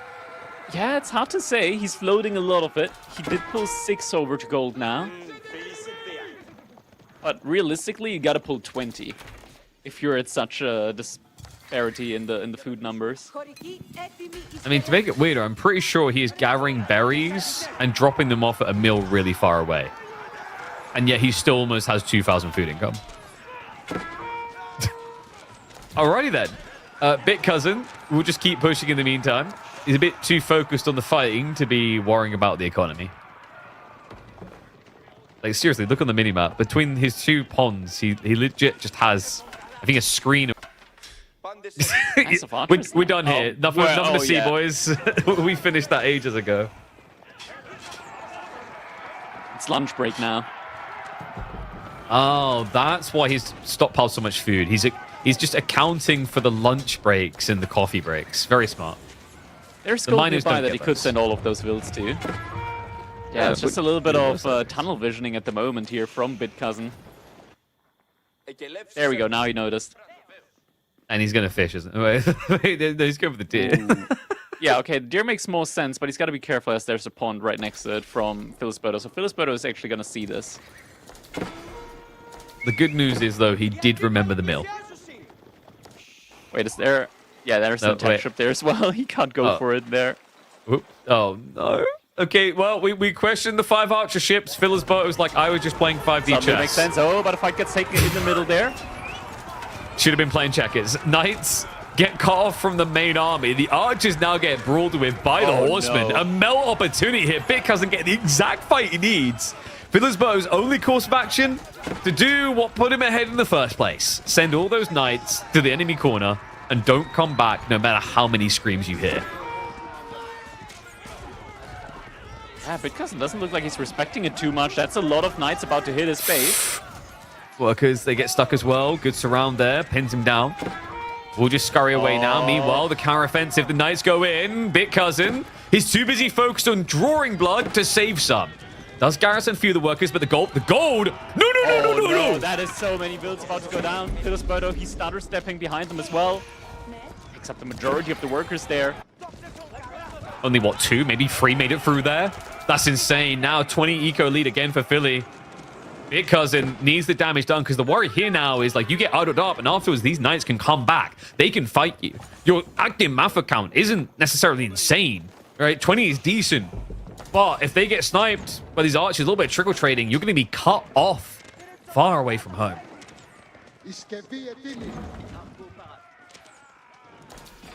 Now we do get those Rams finally.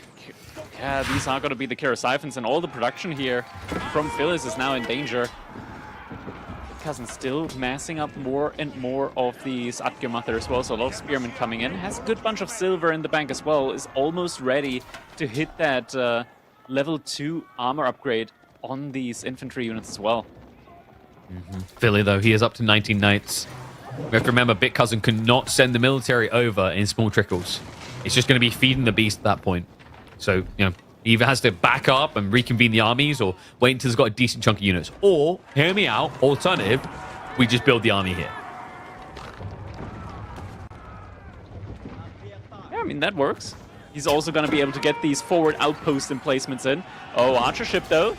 The Siphons. On the front line here. Because you don't want to step closer to it, though. Oh, Spearmen take the forward. Philly, the backstab comes through. The archers are unguarded. Now trying to split the Spearmen to hold on the defense. But the numbers do not look good for Bit Cousin. It feels like he's missing 20-plus army here. He's just going to get sniped down, wiped out. And then Philly should just be able to go for a counteroffensive. Yeah, I mean, the stronghold is in, but realistically, that didn't really achieve anything. We do get additional Botgemather from the war camp, though. So managed to get a bit of the army back, but it's still a 2-1 army lead now for Berto. On top of that, the eco is not changing. Yeah, he had to, right? The knights were just guarding the midfield. That's what Philly done so well here. Bit Cousin, just eager trying to run before he's able to walk. And opportunity. Knights, they will headbutt it. -3. Another 4 from the back. -4. Yeah. Still, he's got bigger problems here. 38 archers. He hasn't cancelled the outpost yet there. That's 200 wood that's used for some farms. Well, Big Cousin doesn't have any food issues anymore. I can say that much of it. Flash coming in on the sacred site. Trying to dive towards the archers. Good pull back there by Philsbo just to be on guard. We'll just continue to retreat. He's pivoting the spears. Active usage of the rune stones.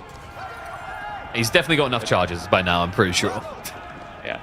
Big Cousin, he's got silver. He's not using it at the moment. Could be getting +2 damage in on the archers. Yeah, but the guards, they don't have the extra army yet, right? Is the other problem. So they're tanky, but they're not as tanky as you'd like at this stage. And be a start step that he would want. Billy's getting ready for attack. And for a second, had 32 villagers on gold. Did pull back a couple. Is going to go for the age up now with a lot of them. Yeah, it's going to be like 20 villagers working on that guild hall, I think. 24 villagers rushing that up. I mean, he has still got a little bit of fishing left. He's got plenty of farms. I don't think it hurts him too much at this stage.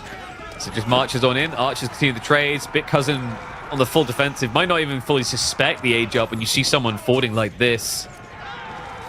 And oh my god, Bit Cousin is now winning. Look at that. He's in the red. Oh my god, what happened? I can't believe it. We finally found it. A complete turn of events here as Berto has suddenly been converted to yellow and Bit Cousin to red. Which is weird, because now it looks like yellow has a good fight for them. More instance coming through. Everything very confusing. All right, less confusing now. Switch it. Wait, no. Wait, no. Even more confusing. They switch colors on both sides. We're playing red light, yellow light right now. Bit Cousin. Production? Hello? He's making a move forward. All right, we finally have them skinned the correct way. But let's see who's going to be able to skin a deer first. Berto here has got to switch to Arbitrier coming, which is perfect against the Varangian. There's not really many horsemen left. It's also really good against the Adgimafa. In fact, it is hilarious just how bad Adgimafa perform against Arbitrier. Yeah, all the additional armor there once Gambersons comes in. Gamberson not in quite yet for Berto, but we're getting to the point where Berto, he's almost at 200 out of 200 pop. Behind all of this, the TC, the extra working time there, and all of these little raids that Berto has been going so far in this game, just all leading up to this culminated stance now where he's got enough resource to go to Castle Age almost twice. I mean, at that point, why not just save up enough to go 3 times and then you can be an Imperial Age? Wink, wink. Just a Red Palace? Why hang around? I mean, he's already got the farm set up if you want to do that. And oh my god, what is that? The walk back! Destruction right there. A walk into defeat. are walking to the end of the road. On the road to Wololo, Bit Cousin, I don't think you come back from that. Yeah, that is just too much damage, really, to recover from. An age behind, half the military on the field, a third of the army value. We're now seeing more of the blacksmith upgrades coming in. He does have the +2 at least on the archers, but realistically, is that going to be enough against castle age advantage from Berto? With more units? I don't think so. I don't think so. I think it was the color changing that got to him. He lost track of which one he was at the end there. Bit Cousin, now on the verge of defeat. The only thing that could save him is if they both switch colors right now, but I don't think that's going to come in quick enough. He'll make his valiant last stand. Uno. Oh, wait, there we go. For a second. But it's going to be a farewell and a good luck a year and a half from now, because Bit Cousin's journey in the road to Red Bull Wololo will end very early. Nothing left to defend now.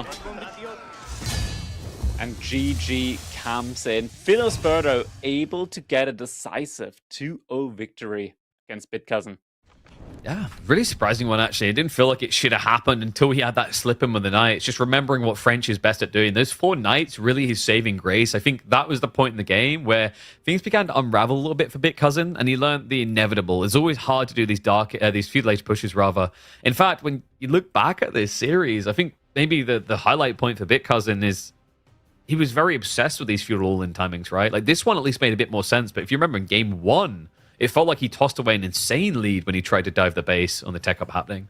But, yeah, Berto keeps his cool in both cases and makes it an easy 2-0. All right. I do believe we might already have another matchup in mind from the looks of it that we might be heading over to next. So Starflock versus Cryosaur is going to be coming up next. And honestly, Cryosaur, he's like one of those players that skill-wise, they're really, really good in their performance as well. But they go into hiding from time to time. You don't quite know, okay, what's up with them? Are they playing? Are they like playing on the ladder? Or are they practicing with like hidden names, hidden accounts, something like that? Because every time you see them, they do perform well. The question is, can he perform well enough? Because Starflock, he's been up and coming for a while now, and he's looking to be in a really good spot here. Looking at this game number 1, Dry Arabia Malians versus Byzantines. That one, in my opinion, has Malians written all over them. Yeah, Mali have just continued to rise up the rankings, right? I feel like every single week they seem to just feel a little bit better and better and better. Byzantines typically taking a more defensive role here, and forced even more so with the new Sofa type meta that we've evolved into with the Malians. You know, wider draft-wise, though, kind of interesting that he didn't try to reserve them for Borderland, but that's the beauty of the snipe system. You can't just say, oh, this pick is for this map, because you get there, it gets banned, and then you feel like you wasted an opportunity somewhere else. But elsewhere, I like the idea of like Starflock just having Tuklak and Ottomans for Frisian is filthy as all hell, right? That's a really nice double combo. I don't know if Kryzor really has the answer to Tuk there. Tuklak, to me, just feels like the boogeyman waiting on Frisian. Yeah, in general, on these hybrid maps, it's a combination of just being able to get that additional 5% bonus economy on the fish. You kind of undo a nerf that was done like relatively early on water when shoreline fishing was just so good. You kind of completely undo that nerf with the additional 5% food income there, and we're going to be jumping right on in now as we got Starflock in the color red playing as the Malians here on Dry Arabia. His opponent, of course, none other than Cryosaur playing in the yellow as the Byzantines. Looks like we're fast forwarding at the moment just to catch up to the live game. I don't think they're too deep into their game number 1 now, so we'll be able to catch up. Yeah, it's kind of odd with the formatting, right? Like having that that country like a little bit higher up. Yeah, it's the real, like it's the real Starflock. How many fake Starflocks are there? Is like what I'm now wondering. Because he always has this in his name. Okay, are you ready for the grand reveal? There are 0 fake Starflocks. Damn. Unreal Starflock. Is it like a team I'm not aware of? Is he signed to Real Madrid? Should be Real Oh, Team. oh, there's actually a team called Real Team. Got it. Now it makes sense. Yeah, they've there been we around go. forever. Yeah, Real Team's a known team. Like they've been literally around forever. Oh, I remember seeing their icon. Yeah, they are Yeah, just. they also yeah, hosted tournaments in the past, I believe. Now I remember. Yeah.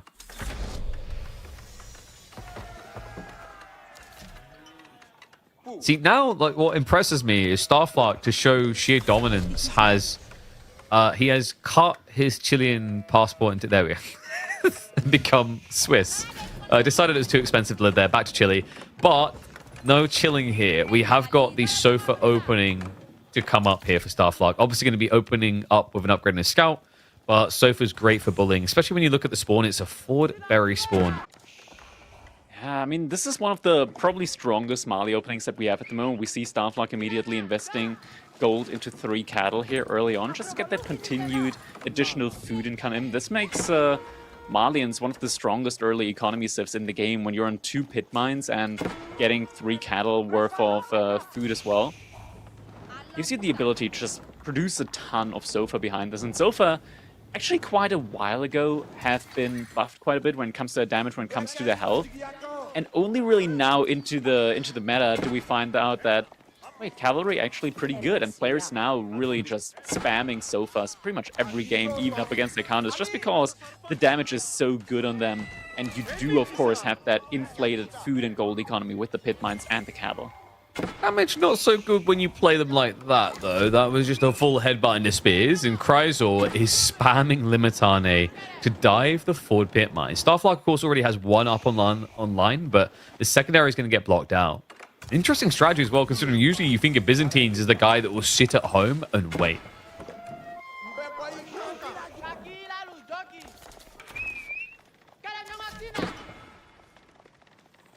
Chrysor, I mean, he is pushing into Starflark's space quite a bit right now. Pit mine, first pit mine has been taken down. We do see the first longbows in now, so the archer from Starflark can't really achieve too much over here. Is actually going to get taken down, and little raids on the woodline now as well, so longbows do just shoot over there as well.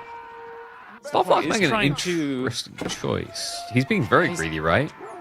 He's trying to push over on the other side. Very greedy in what regard? 9 cattle. I 8 feel like it's kind right? of necessary. Oh. That less necessary. Yeah, that actually saves Starflark here, able to take down the Mitani now and the longbows. He just bought himself so much time, it's unbelievable.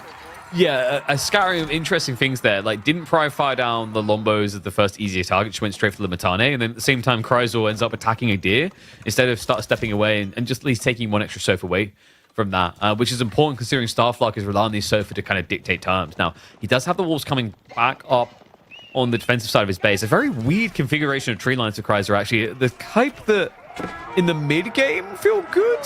In the early game, you hate the type of spawn you get here as Byzantines. At the moment, this is... I mean, Chrysor is already moving out to the second berry patch, so he is going to be getting more and more longbows in for the time being. I kind of feel like a single Siphon here would have done wonders when it comes to just taking down the houses as well. Because realistically, looking at Starflark's housing position at the moment, if you take down the houses, he would actually be top cap. He would have to reinvest into that a good bit. Fight is getting taken here now. Longbows trying to snipe down the archers. Limitane did survive. This was a good trade for Chrysor. Yeah, but in general, like, we talking about with the Siphon, like the idea that he was attacking like this and didn't blacksmith at all was quite surprising. Does now have the tech lead coming through, but Starflark, I don't feel like he's really behind it. You know, he's almost completely full up on the cow, and he's prepping for the Fulani, so he'll have his timing. Whereas Chrysor, you're right, like Malians, they hate the Siphon because you can hit 3-4 buildings at the same time on those pit mines, let alone the cow afterwards, which were leaning to the east side of the TC towards this assault.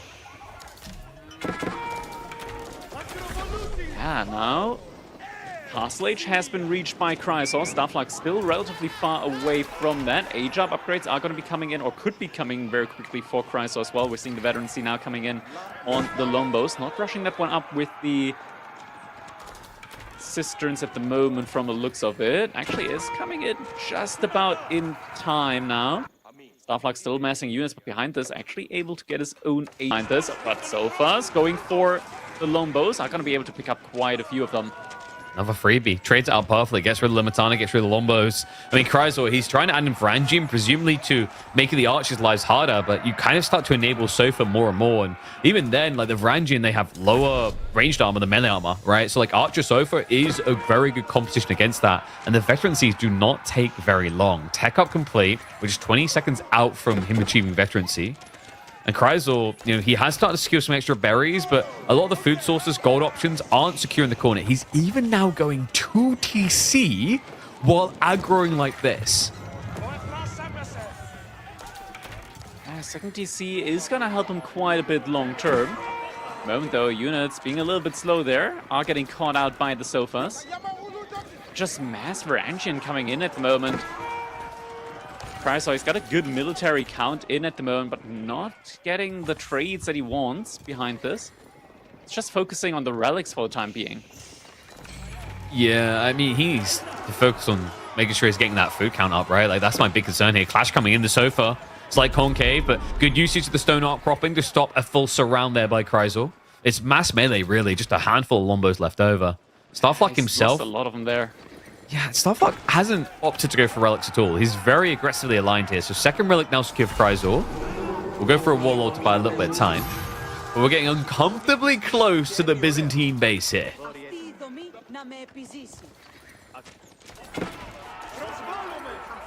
It's getting very, very close now, able to start taking down some of the infrastructure here. Oh, Mango Tower. Post has been reinforced. Let's get the bone though. Down. Yep.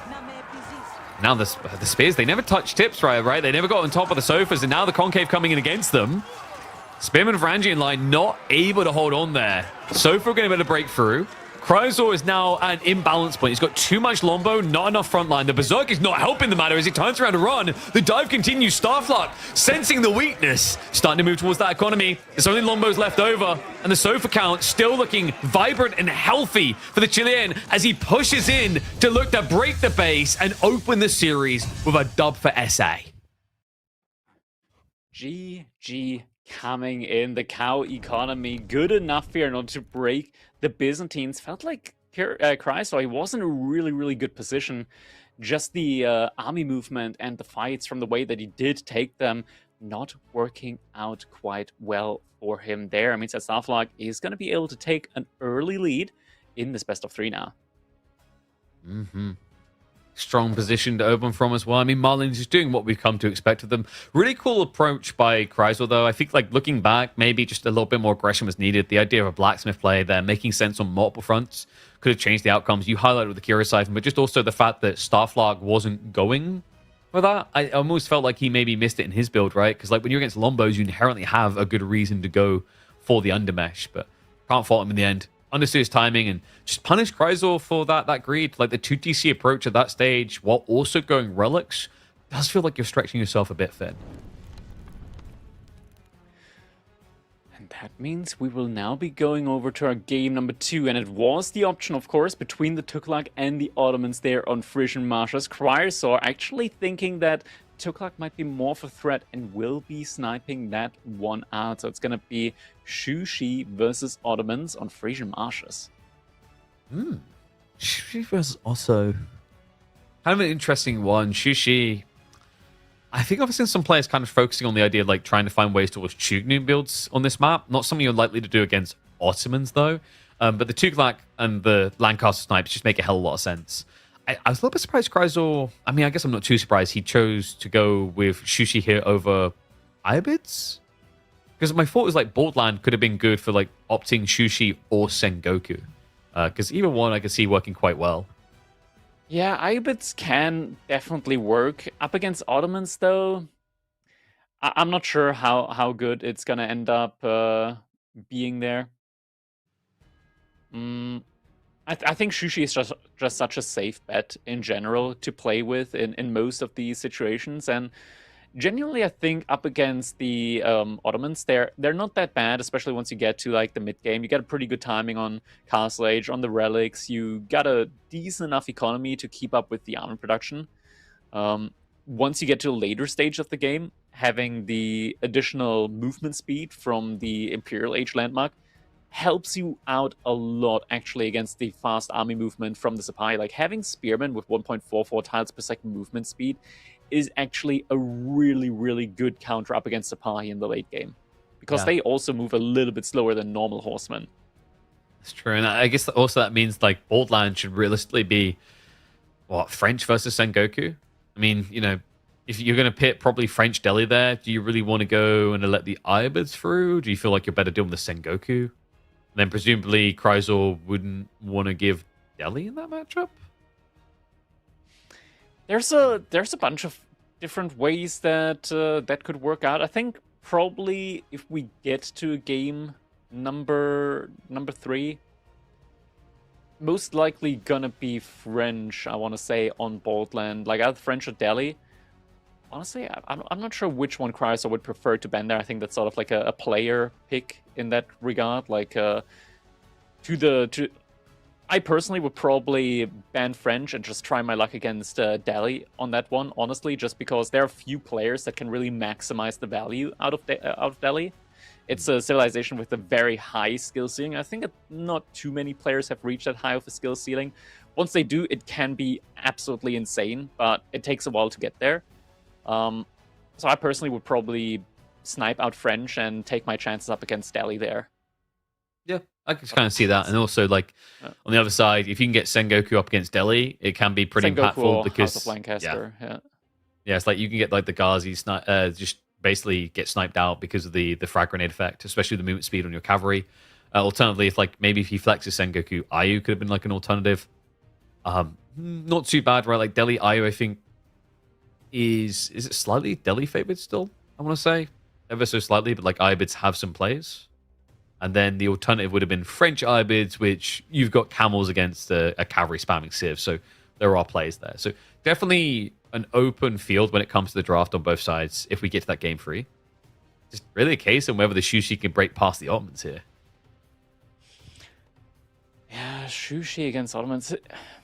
It's like these different stages of the game where each civilization like is really good in. If you're able to like force the game to go long into feudal age, just Ottomans become incredibly strong up against Shushi. Because long-term Shushi, of course, they want to go for mass Shogunate if it is a feudal age game, after all. Having that +1 additional armor on the matter just reduces the strength of Shogunate by a significant margin.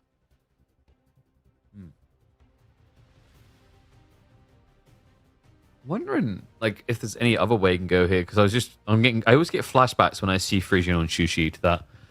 Was it Dragavan? The mass horseman Mass game. Horseman? Yeah. Yeah. I don't think you could ever do that here though against Ottomans. Yeah, Ottoman's like one of the few.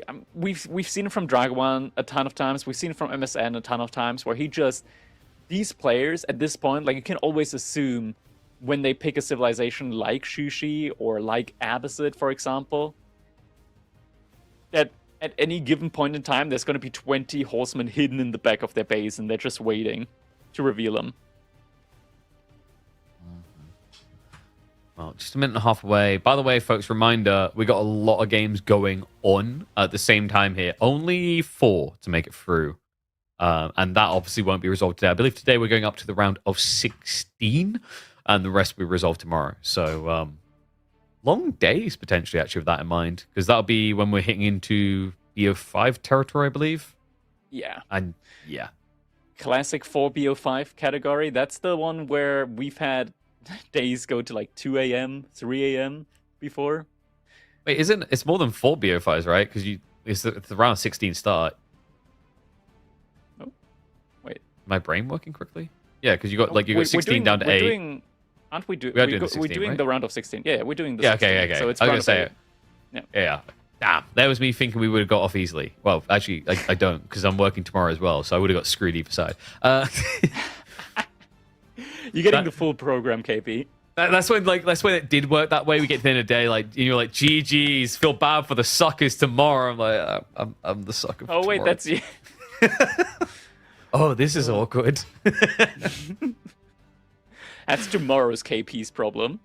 That's my mentality. Like, you know, it will catch up and it'll burn me out eventually, but not today, my friend, not today. So, almost time to hop into game. Starflock match point here, folks. Ottomans seen as a top tier pick, but let's see if Chrysor can dig deep and show us some sushi dominance. Here we go. Game number 1. We do have that early dog coming in for Starfly. Chrysor just going for the fast feudal age play here. All his workers currently working on that sheep gathering underneath this TC with the IO supervising that. And looking at his spawn, there are some decent spots, I want to say, for a meditation garden, like right in front of his base, next to the berries, double gold. That could be pretty good. A little bit top, that's gold, stone, and berries as well. So it's not going to be like overkill, but it's a very good mix of resources, I want to say. I think the double gold one with the berries is probably the best one that he could go for. Don't think he can fit in the stone as well. Maybe could go for a split with a couple of berries and the stone. He'll see it best. He'll see it best when he places the blueprint. What he can go for. Yeah, I think like you wouldn't be able to get all the food if you go for the stone, so it's probably you want the food. I mean, it's a bit of a weird one, right? Like if you go fishing, you can sack the food, and it's more desirable to have like the gold and the stone.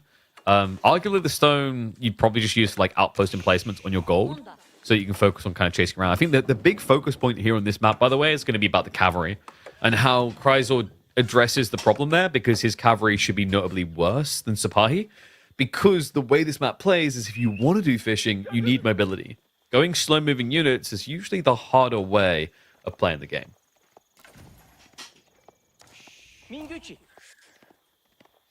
Yeah. I mean, every time we've seen Sipahi so far, sometimes we feel like, okay, yeah, this is going to be an easy hold. And then it's not. Yeah. It's one of those units that just scales so greatly with mass that I always, like, when I think about Sipahi, I always remember that game between Louis MT and Marine Lord, where Marine Lord just had such a good food economy that he kept throwing away Sipahi as a frontline against Donzos, like mass Donzos, over and over and over again, and they actually traded fine. Sipahi just traded fine against mass Spearman there, and I was molding watching that the entire time throughout.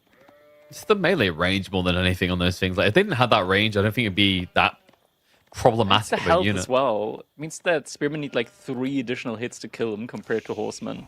That's true, but like for the cost, right? Like that, I could kind of get on board with that. I think the range on top of it all, like someone's got to go. But the most obvious one that I think makes them very polarizing is like if you're talking about mass melee versus mass melee, it's the spear wall effect, right? Like, you know, if you're playing against Abbasis, you don't just want to build spears because they could just build spears and beat you. Yeah, that's true. I mean, Abbasid Spearmen in general are just insanely good, I want to say. Like, Yeah. in general, in the current meta, I want to say, like, where we have so many very, very strong cavalry civilizations, having good spearmen has become incredibly valuable. It's one of the reasons why Order of the Dragon throws a lot of matchups on its head, or rather turns a lot of matchups around, because you cannot, for the life of you, go cavalry only against them in situations where your civilization could have previously, or against other civilizations, always gone full cavalry.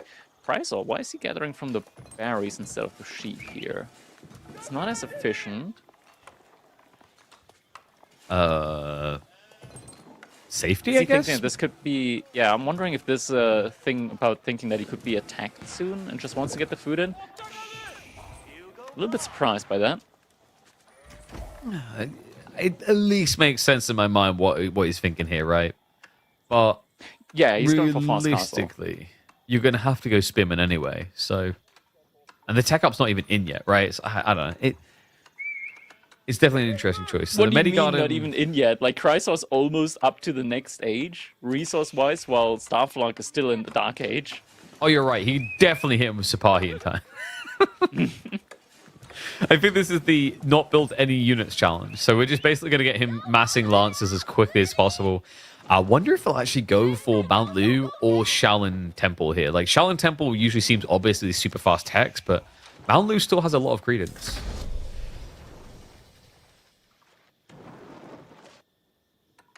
I want to say, like, if you go for such a fast age play, you probably don't want to be going for Mount Lu. Just because Shaolin allows you to pick up these relics super, super fast. Just That's fair. timing based, and eventually, like, if you get the relics in, you're going to be going for Yuan eventually anyways. So you will be having access to the upgrades from the Mount Lu, and you will be having potentially pagodas behind as well. Starflag only has this one single dock up at the moment. And Chrysor is now aging up with the Shaolin Monastery. This is just the pure strength of Shushi's legacy here, with this insanely fast age up, clicking up at like 5 minutes 30 into the game.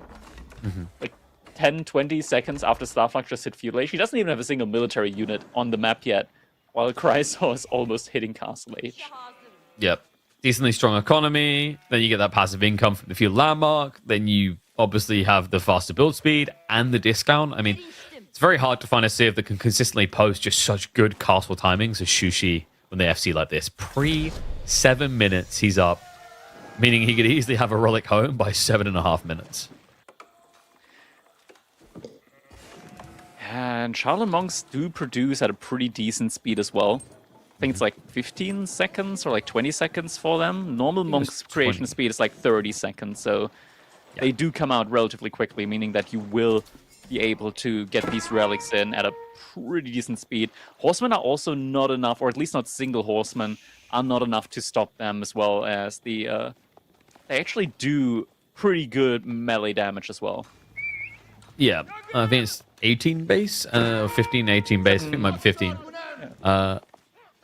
And then they have the 2 armor, if I remember correctly. So very tanky Mother Duckers. Nice sniping there, by the way. Starflag does find a kill.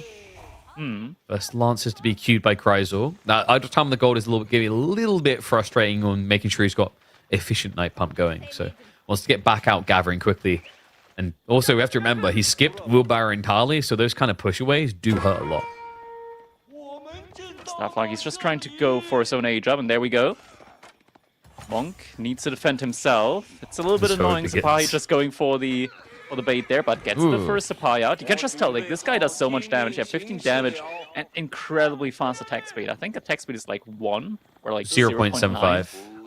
0.75, yeah. Yes. It doesn't quite work out to be 0.75 0.75 because of the attack animation, but it's still incredibly quick.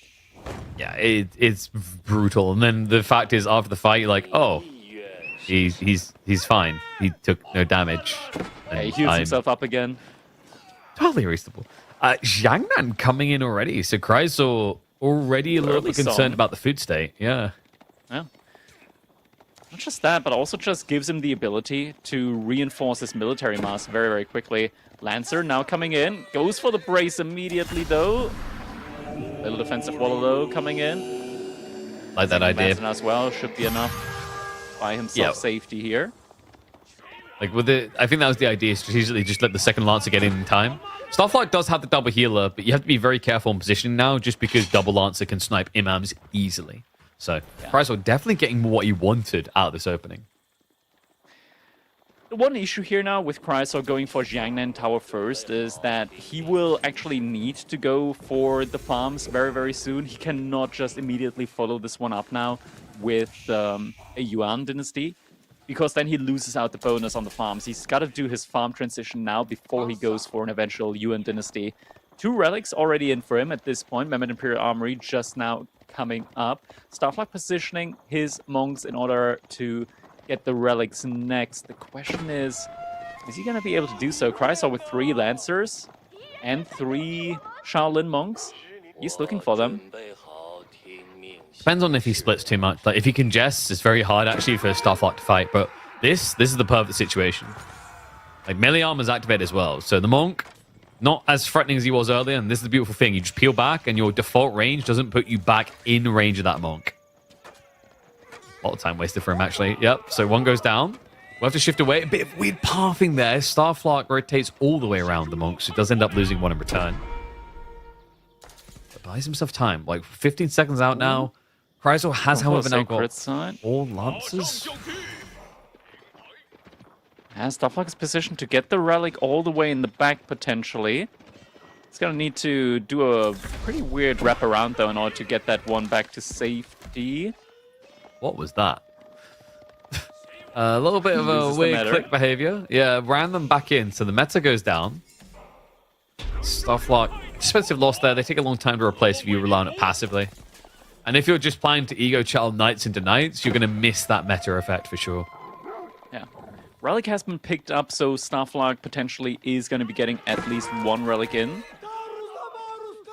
Crysaor should be quite happy with his current position. Just needs to make sure that he doesn't lose any of these knights unnecessarily.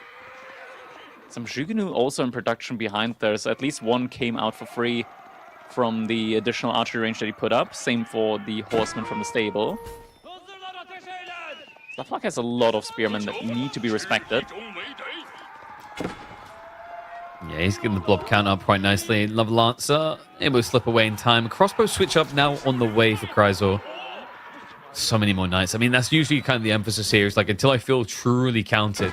I do like the cheek detail, however. Seeing those spearmen, cheek, of course, just a classic answer. One that you really need the perfect situation to justify going into because of the way the stats scale against armored units. This wasn't a fight that Crysaor quite wanted to go for. Loses one of his knights there as well to Sapahi. But looks like the monk is going to be able to make his way back safely for Starflag. So we'll at least be getting that one relic in. Nice. Behind us, first couple of granaries are being placed by Crysaor inside of his base. Not sure what I think he was just trying to get out there, but that was a little bit of weird behavior. Crysaor loses one, almost the second Lancer. In fact, that one should go down to the Sapahi chasing. So expensive losses there at this stage, considering both players are kind of just ego challenge with knights. Weird choice by Starflag to actually back off at the last second. Granary transition still in its early phases, but you're going to start to see the rewards reaped here for Crysaor in the next minute or two. Whereas Starflag, of course, we'll probably need to start thinking about more ponds. I mean, the economy scaling is going to be quite nice here. Eventually, if Crysaor hits the Yuan dynasty as well, it's going to be looking really, really good for him. Loses another villager here, though. But something that I want to definitely do a little bit of a quick shout out to pull attention towards is, once he goes for the Yuan dynasty, being able to get access to the Mount Lu Academy as well, there's an upgrade where you get 2 additional Imperial officials in, and with them, you're actually going to be reasonably able to supervise 3 of your granaries, all 3 of your granaries. And that is an insane amount of additional food income if you're supervising all 3 granaries. Is an expensive entry point, though, right? Saving up to go for the tech again here. He's going to need some sort of big win, some big boon in a fight. Starflag right now, not really giving it to him. Competing on the economy where it really matters too, especially when you remember he's got 2 military schools and the Mohammed to give him that extra income. It just doesn't show on the tables. Yeah, needs a good fight. Crysaor could also add in another monastery, since he does have another monastery up at the moment. I mean that he needs a monk from the second monastery that he did put up, just in order to start healing up some of his knights. A lot of them are very low on health. Shaolin monks can only heal themselves out of combat. So if he just gets a single monk in at the moment, being able to get 2-3 additional knights worth on the health of his injured knights would be pretty big for the next fights that will be taken. Interesting idea, but not one that Crysaor seems to be that interested in. I mean, the crossbows kind of like to trade without really committing. There is kind of concern there, which is, you're actually quite reliant on your knights here because of the fact that Ottomans have got mangoes coming in for free. Yeah, the mangonel's definitely something that will need to be countered out. I think maybe Crysaor could also, go for mass spearmen now at this point. There aren't, and this is the thing, Starflag needs to make a decision with the Mehmet. Is he getting mangonels or is he getting springles out? So if it's the mangonels and you are able to scout that out, that's where you can be okay, now I'm actually safe to go into mass spearmen. The army is coming in again. Crysaor does realize in time, but still loses a lot of the villagers pathing. Locks him out. I mean, that was a little bit rough. If he runs straight back towards the TC, I think he's eagerly out of there, but this is where he just can't trust that seek shelter button. Loses out on 4 villagers. Starflag behind this is getting additional docks up on the ponds. This is the issue as well, where the weak knights are coming in. Lose a bunch of them right at the beginning of the engagement. Not quite able to continue on with this fight. Yeah, I think the Dudley horse has just been shown respect here by Starflag. And remember, he can just back off and heal. He's got AoE healing with his Imam still at the end of the day. So he's happy to play this the long con to a certain extent. I don't know if he realized just how many farms it is behind this, though. It is a ton of food income at the moment for Crysaor, but he needs time. He needs time because Starflug also has the ponds, which will eventually expire. Looking at the resource that Starflug is banking up, there could be an eventual just straight up Imperial Age play for him. Never mind, he's done. Okay, I say that. That feels pretty ambitious. Yeah. Now, Imperial Age is something that's definitely possible with the Ottomans, and he has all the military schools, right? So we would be getting a very, very big mass of units in, as the Imperial Age Istanbul Observatory would boost the production speed from like plus 40% all the way to plus 100% on those military schools, which is genuinely frightening, the amount of production speed that you get out of it. That's true. I think the danger is often on a map like this. Like, fishing can feel quite short to approach on the base, which is what Crysaor's trying to exploit now. 21 crossbowmen, but you have to be careful. There's Mangoes, true threat factor. We've also got Starflug pivoting now into the Janissaries to try and make sure that he can't be wrapped on by those Lancers. There's a couple of the Shaolin monks here, front side. Crysaor still no move out yet into any spearmen. Moves around with the knights, could be finding some fishing ship kills there, but he's just passing for the time being. These fishing ships, though, surely he's not gonna be... Nope, he's just passing. Nope, no, now he sees them. Why'd you have to say something? Why'd you have to open your mouth? 3 innocent fishermen died this day because you opened your mouth, Crackety. Those poor guys. The other ones are safe for some reason. They, you know, they didn't look at them funny. Lancers are very touchy. Surely Makes sense, they are a melee unit. Going in deeper. There is a wall on the far east side of the base, so if he goes for a full rotation, it could backfire. Yeah, I would lose all the army at the same time. Starflug with his cavalry mass. God. And this is perfect. The amount of supply in there. The trade point. Is it that perfect? It doesn't look that perfect at all for Starflug, and he realizes that maybe he doesn't want to overstay his welcome there. Oh my god, the Lancer target fire was on point there from Crysaor, and it just meant there was no burst potential against the remaining Lancers. So the Crysaor, you know, outnumbered raw cavalry, but allowed to stand there, confidently trading the entire bloody time. And now we start to get a little bit worried here. Like, Starflug, his food income is beginning to wane, it's beginning to weaken. Meanwhile, Crysaor's is only getting stronger, and the idea of going now for that Yuan dynasty becoming very realistic.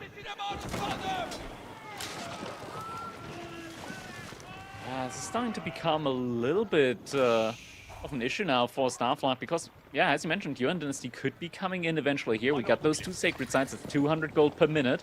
Food income looking really, really solid for Crysaor. And finally, this is one of the best units as a food sink for you. The Spearman is coming in. Janissaries do not do bonus damage to them. A very, very good and especially cheap meat shield here for Crysaor, especially when it comes to dealing with that nasty Sipahi frontline. Starflug is going to try and mirror spears as well, which isn't a bad idea into the crossbowmen. And everything else Crysaor has, really. Like, ironically, both of them have set up a comp where spearman is kind of the best thing to have.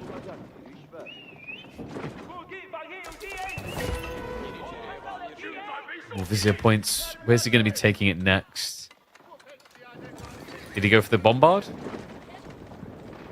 I don't see another bombard. He's still on 3 out of 3 siege mangonels.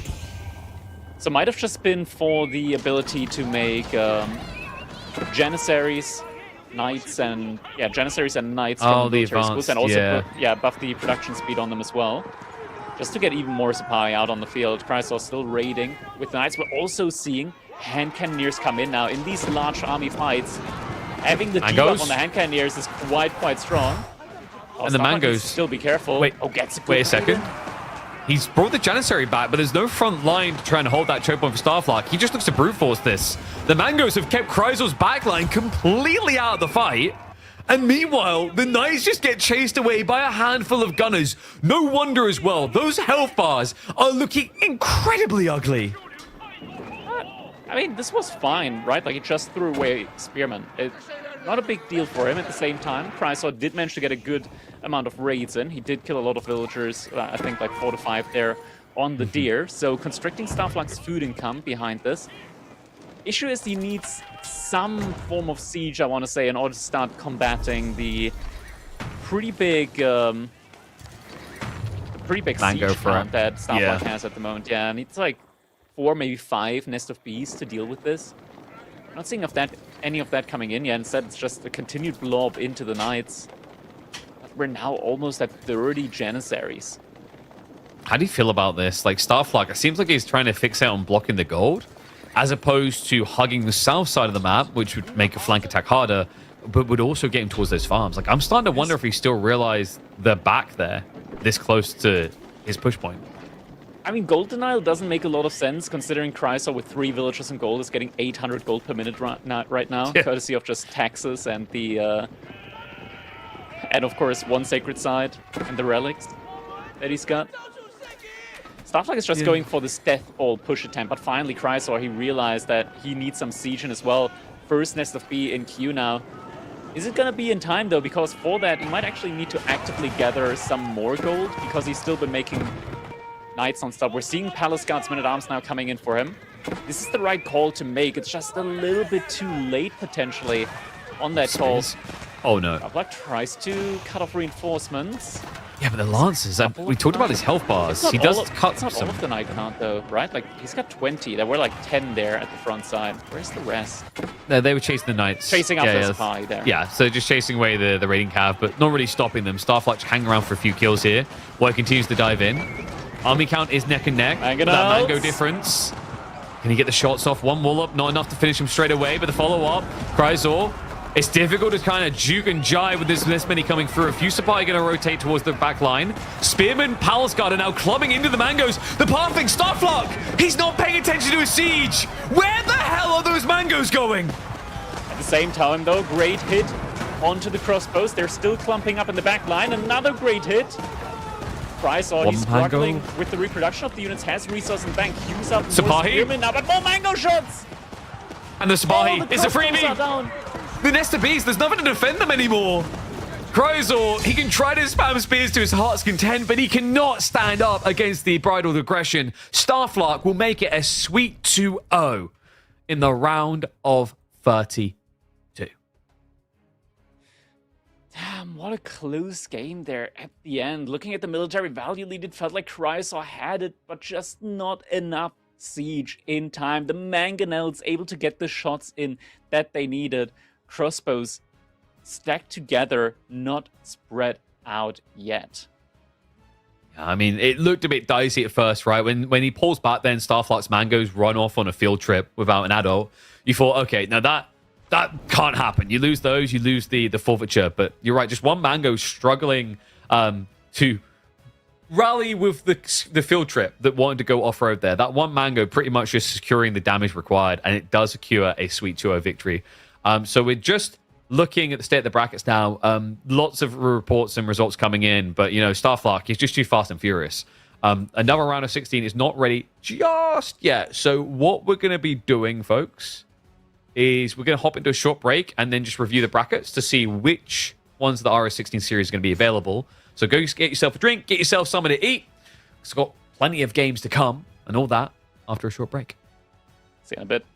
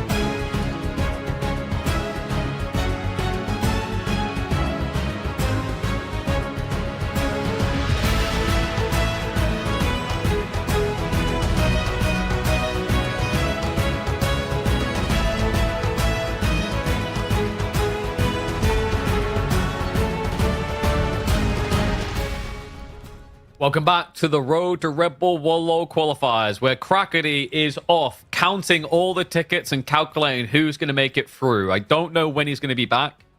If he takes too long, we'll probably just replace him with one of the Germans that already fell out of the qualifier. I think maybe Baxter is available. Well, I'm here. What happened? Wait, okay, I'm just getting pranked by production now. Were you like legit just like turning your camera on and off like, what the No, I was there. I was there. I didn't even have technical issues. I was here the entire time. I'm just getting pranked now. I mean, you kind of gave it to them when you put here in your name, I think. So, like, the best they can do with me is just, like, name me Killer Penguin or Killer Crow. Whereas, like, they can literally just move you off with the word where instead of here. Damn.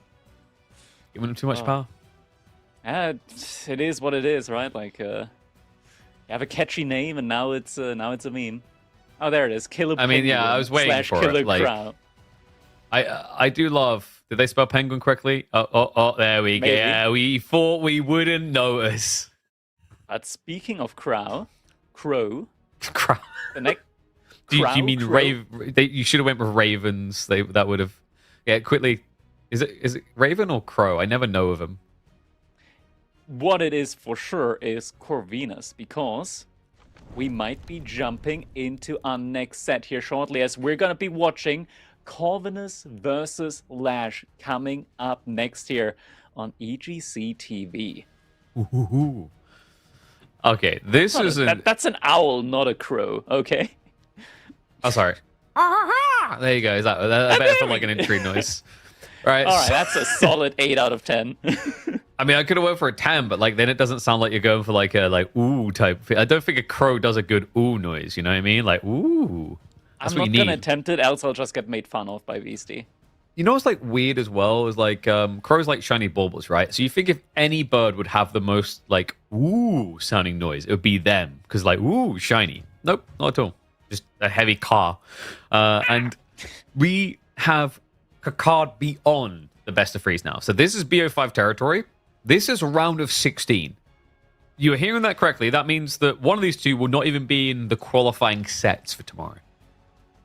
Indeed. And that means that right now it's everything on the line. Corvinus, of course, he really wants to get that qualification. And Lash as well. He's had that training camp, actually. He's been streaming like his Age of Empires training camp, his progression, his practice games in order to get ready for the road to Red Bull Wololo. And he's been putting a lot of time forward into this. So I believe this is something that he's most definitely wanting to give it his all in. We can take a quick look at the bracket now as well, just to see who else is progressing at the moment through the qualifiers. As we see the round of 16 at the top side.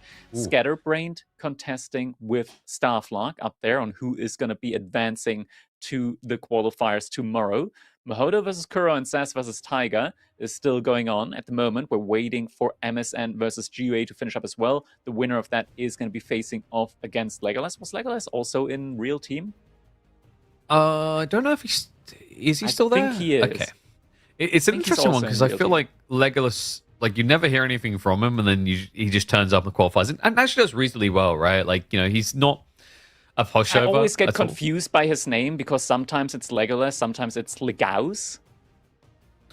I'm like, okay, is this the same guy? Is that him as well? It's the guy that, if you've seen him streaming before, he's streaming while he's in his bed playing Age of Empires on a laptop. So he's the #1 laptop gamer. Yeah, either, as production says, either shirtless or in a tank top. Yeah, that's the perfect image there of him. So what you're saying is he's #1 ranked laptop gamer who has nips out. That's pretty much what I heard there. I think there's a very specific title, but he does dub it. Interesting on the other side, though, Myriad, his sets have been holding back a little bit. He's not ready to roll yet. Down 4 already waiting for him. Rough one for Gento, our, as I like to refer to him, gold-turned-conk Hungarian. The third highest ranked Hungarian, actually, in Age of Empires 4. Will not get a matchup against a fellow Hungarian there, potentially, with Myriad. Seemingly like that. I think Myriad should make it all the... Like, I think if you look at that bracket, no offense to all the other players, Eliona can give him a run for his money. I think give him a run for his money. A threat. A threat, Eliona is a threat. Favored. Yeah. favored? I'm not sure. It depends. It depends on like if Eliona gets like his cavalry. Like Eliona is a player that vibes with the cavalry meta. Mhm. Myriad, of course, is a very, very solid player, but I think sometimes the nerves kind of tend to get to him. Now, he is in the comfort of his own home, so he has the benefit of taking smoke breaks whenever, like even during games. He does have the ability to do so, but Eliona definitely a player that can perform, and he is in that same, I want to say, skill bracket as Myriad. So it's not going to be, I wouldn't even put it as favored. I would say this is a reasonable, what? Hmm? Never mind. Okay, we're getting tricked. It's not Eliona, it's going to be Ayame Sato. Okay, actually, that now I get to take unravel everything you've done and throw on the ground and stomp on it because Ayame. I was a little bit surprised. Ayame's I thought a beast. I could have legitimately seen Eliona beating Ayame because Ayame, yes, he is a beast, but he's also a ladder fiend, as in he's got a very, very, I want to say, specific Civ pool that he likes to play. And by the way, just getting back from production, Ayame is in Team Elephant. Yeah. Louis' okay. team? So Okay. I guess they were like, Louis not participating. We got to have representation there. Ayame best shot that they can shoot, and I don't blame them. Ayame has been really impressing me with his top ranking performances on the ladder. Yeah. He's also just in that stage that I think your pub stars go through, which is BO3 Stomper, but BO5 is just a wet piece of cardboard. It doesn't hold structure, right? It gets to the point that like he goes from BO3 to this in a BO5. He gets full runtime errors. The brain doesn't work for the draft anymore. The plan doesn't come together, and all he sees is red. So that is something to be mindful of. Me after a long night in Bordeaux. Sorry, just to clarify. You after a long night of drinking Bordeaux see everything in runtime errors. Yeah, in Bordeaux, drinking Bordeaux. Okay. I mean, it's almost like, you know, the people like I see, you know, with music I see colors. Is this where we're going? Like a Crackety when he's drunk, he just sees code everywhere. Like the Matrix is glitching. Sure. Sure, let's go with that. But yeah, Ayame, I think Ayame, like now I think like Myriad on current performances would be my favorite in that bracket. But Ayame, like it's really a case on whether he can turn up on BO5s. And it's a challenge to get to that point. Like we got Jiff in this qualifier, right? And we've talked about this before with him. Man. It's the nerves where I want to say, yeah, I legitimately think like Ayame is, like both Ayame or Eliona would be a serious threat. But the fact that Ayame has shown up here, taken down Eliona 2-0, kind of, and now the fact that Ayame apparently is in Team Elephant, which of course gives him the potential of like pretty strong practice partners, I want to say. That's more than a threat. That is a wildfire. That is a potential incredibly tough matchup that Myriad's gonna have to face off. But moving back over to the set that we're currently be looking at. Corvinus up against Lash. We got our first game civilizations being picked, and it's going to be the Ruse civilization for Corvinus up against the Byzantines for Lash. Interesting here, Corvinus sniping out Jeanne d'Arc over Byzantines. Not something I would have personally expected here, but can make sense. But I want to say, like, Lash in this matchup with the Byzantines, that is such an easy, I want to say, like, javelin thrower pick. Yeah. That is, yeah, like javelin throwers, you collect, like, it completely takes cavalry archers and moves them out of the equation, and you have the permanent debuff with the camel on ease against a civilization that loves spamming cavalry. You're basically turning a cavalry civilization into a mass infantry civilization, which doesn't feel good if you're playing as the Ruse here. No, I mean, you probably still think about a few horse archers for raiding on a map like Borderland because it's just so exposed. But yeah, I'd struggle to see it being the backbone of his like strategy here. There are some maps where when this matchup happens, there's some cheesy strats like men-at-arms rushes, like King of the Hill, I think is an interesting one for this. I'm not so sure about Borderland. Like, I don't know if you've actually really got the timing to get across the map quick enough. But yeah, like the Jeanne snipe out. You're in the diagonals. Yeah. Yeah, I'm really wondering what the Jeanne snipe out was specifically about. Is there something Sen Goku have to be worried about with that Civ matchup? I don't think so. Because Roos don't care. Yeah, I'm genuinely wondering why JD over Byzantines. Makes no sense to me, at least. Yeah, but it's confusing. It's confusing for sure. Will be interesting to see how exactly one's going to play out. Maybe there is a little backstory to it or something along those lines. Maybe Corvinus has like hidden strategies with JD that turn out to be incredibly potent up against both Ruse and Sengoku. Something that I could maybe see is the potential of the Jean's riders being incredibly strong against cavalry archers, just because they take no damage. Cavalry archers got nerfed. Like, Jean's riders have so much pierce armor. Cavalry riders might as well just throw snowballs at them with how little damage they're doing. And maybe that could be a reason for it, but honestly, I don't see it. I think this is an potentially awkward draft. I'm not sure if there's a reason for it. Maybe there is. I mean, these players have been practicing for this for quite a while. I'm not sure yet. I would love to get Corvinus' opinion on this afterwards, to be fair. Like, just for this single snipe there, I would love to hear it from him. He does have a very different approach, right? Like, Macedonians has been a big wake-up call that he's been jotting to people's systems. One of few people that can also make Knights Templar work on land maps. I mean, we can see Lash drafted that here, but that's because Kawasan's there. If we had only land maps, you probably would have seen Corvinus snatch that one at the end, because he was even able to make a 2TC strat work to beat Vortex in one of the weeklies. So yeah, bit of an interesting fella for sure. For sure. But yeah, I mean, for me, this is pretty cut and dry, simple when it comes to the mercenary approach here. Like, you have to go for javelin throws.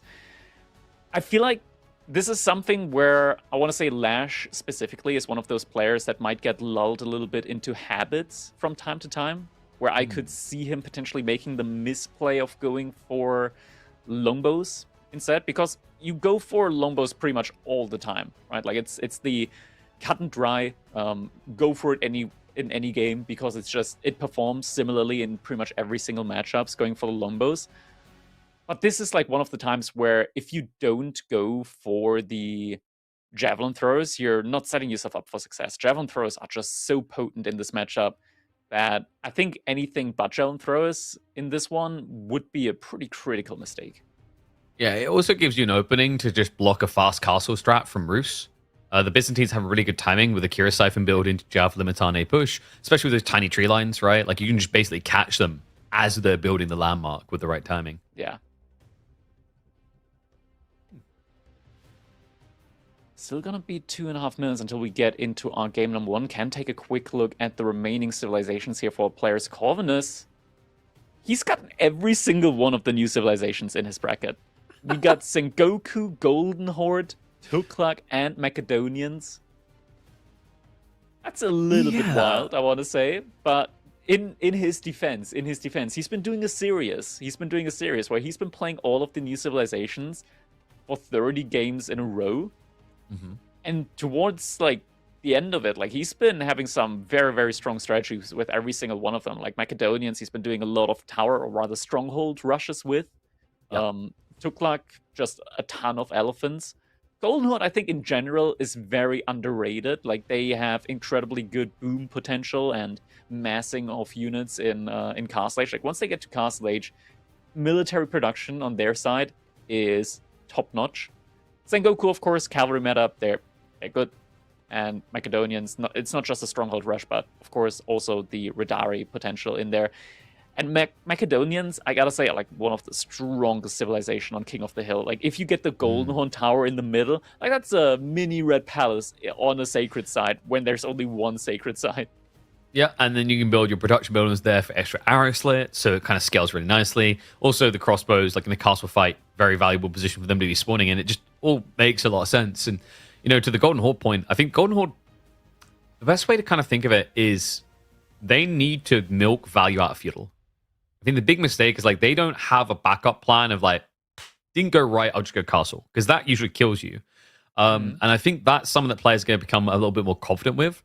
One player that surprised me because he doesn't really draft them as a priority is B for that reason. Like, B does this a lot with lots of other civs, like Malians, who'll double down, triple down, quadruple down on Sofa. But he doesn't seem to pick Golden Horde, even though I think it would fit that playstyle. A playstyle that he and a few other players have been finding, noodles and boodles of success with, because going castle sounds great and all, but when you consider the difference in resource costs compared to an all-in, one knight is not going to defend you against 20 feudal units with sticks. Yeah. All right. You want to start taking the all right, and you need to take it in a different direction. You need to Matthew McConaughey that in the German form. The all right, all right, all right. All right, all right. But you got a German fight.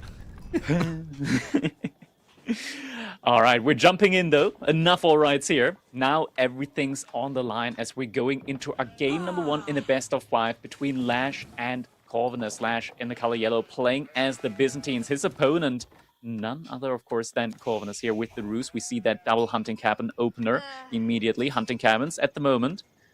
Primo investment.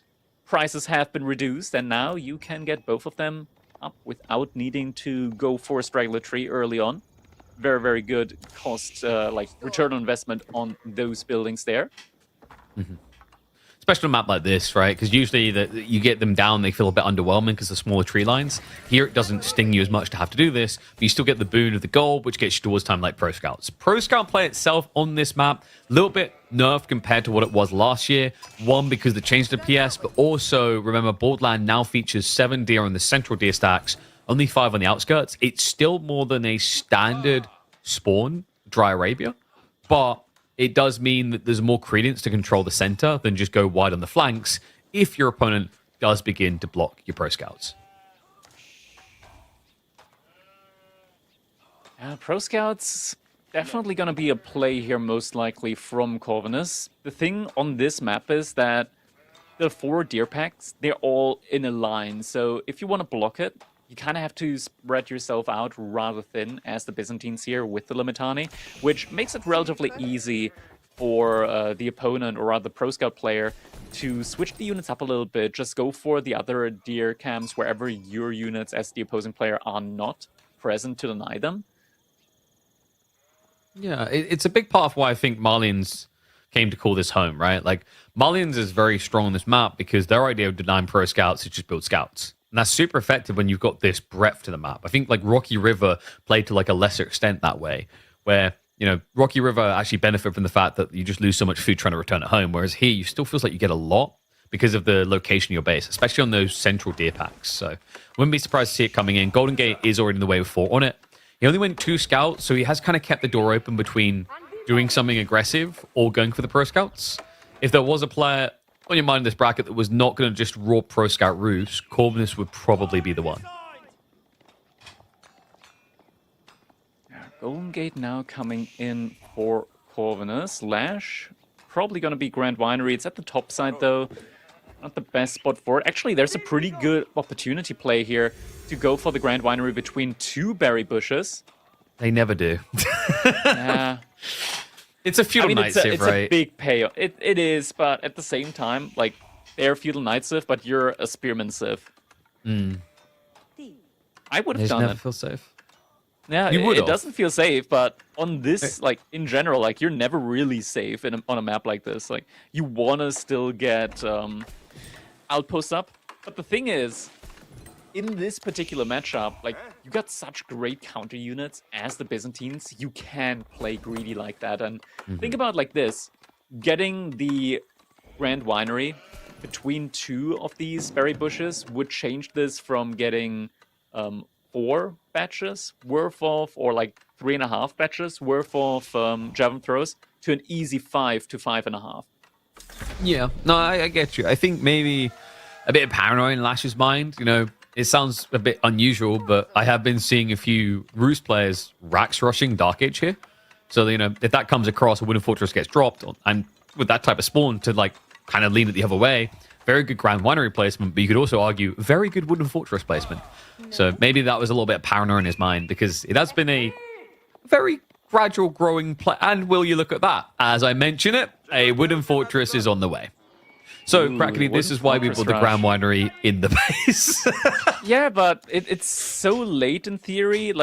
If you spot it out, you get the cisterns, right? You pull 8 villagers and you just No, he's getting it. You just go for it, right? Like with 8 villagers from the Byzantines, you just take the fight. Like this shouldn't work. If Lash sees this, like Corvinus is banking on this not getting spotted out at all. Can we check the vision on Lash at the moment? He does see it. He will see This it. is the time now. You gotta pull the villagers. Gotta pull the villagers right now. Lash, right now. It's going up quickly. He's too late. Going once, going twice, and it looks like it's going to be assault. He can maybe shift down 1, 2, possibly 3 villages, but you're not stopping that. Yeah, target fires down the 1, and then giggles to himself and runs off like a little school kid who's done something naughty. The outpost fire. Ooh, no, not quite enough. However, so now Lash is in a position where, how do you deal with this now? You gotta get a Cura Siphon in order to take that down. Wooden fortresses are just so tanky, especially with the arrow slits now coming in. And I'm assuming Corvinus to be the type of guy to follow up arrow slits immediately with the castle turret. Castle turrets? He's got the wood for it, yeah. Yeah. I mean, he could alternately build a whole base here. Like, last time I saw Corvinus on this map, it was him doing that Macedonian strat with the forward Varangians. So I wouldn't be surprised to see him just start to build an army here, because if you press through onto the Golden X, your opponent's screwed. I gotta say, I love this play from Corvinus, because if this had just gone for a typical fast castle play, like Pro Scout into fast castle play for Ruse, I see very little opportunity for the Cavalry Archer play to work at all. Knights as well, with the prospect of Camel Riders. And now going for the forward proxy buildings here as well. So we are going to be getting those knights in. Lash already on the production though with the Limitani, so should be able to get the proper counter units in. And also, good walls coming in from Lash as well. Just making sure that he's going to be able to restrict the army movement from those knights. Oh, but he's still going to lose a villager. Lash? Lash? He's finally reacting. That's a little bit late. Needs to really get that Limitane pump up, by the way, because like the problem here you have to remember is the knights. There's 2 scouts assisting them, so you can bog down 2 Limitane, and then the knight can just brawl. On top of that, remember Corvinus is extending this proxy base. He's got archer range on the front line as well. Scouts coming in to be an annoyance as the outpost is going to be trying to go up, but the knight does cleave down another. That's now 3 worker kills in total. And this is the beauty of the proxy base, man. I'm such a fan when we get to see it. The defender's advantage begins to go out the window when you consider your opponent's army is being produced at your doorstep.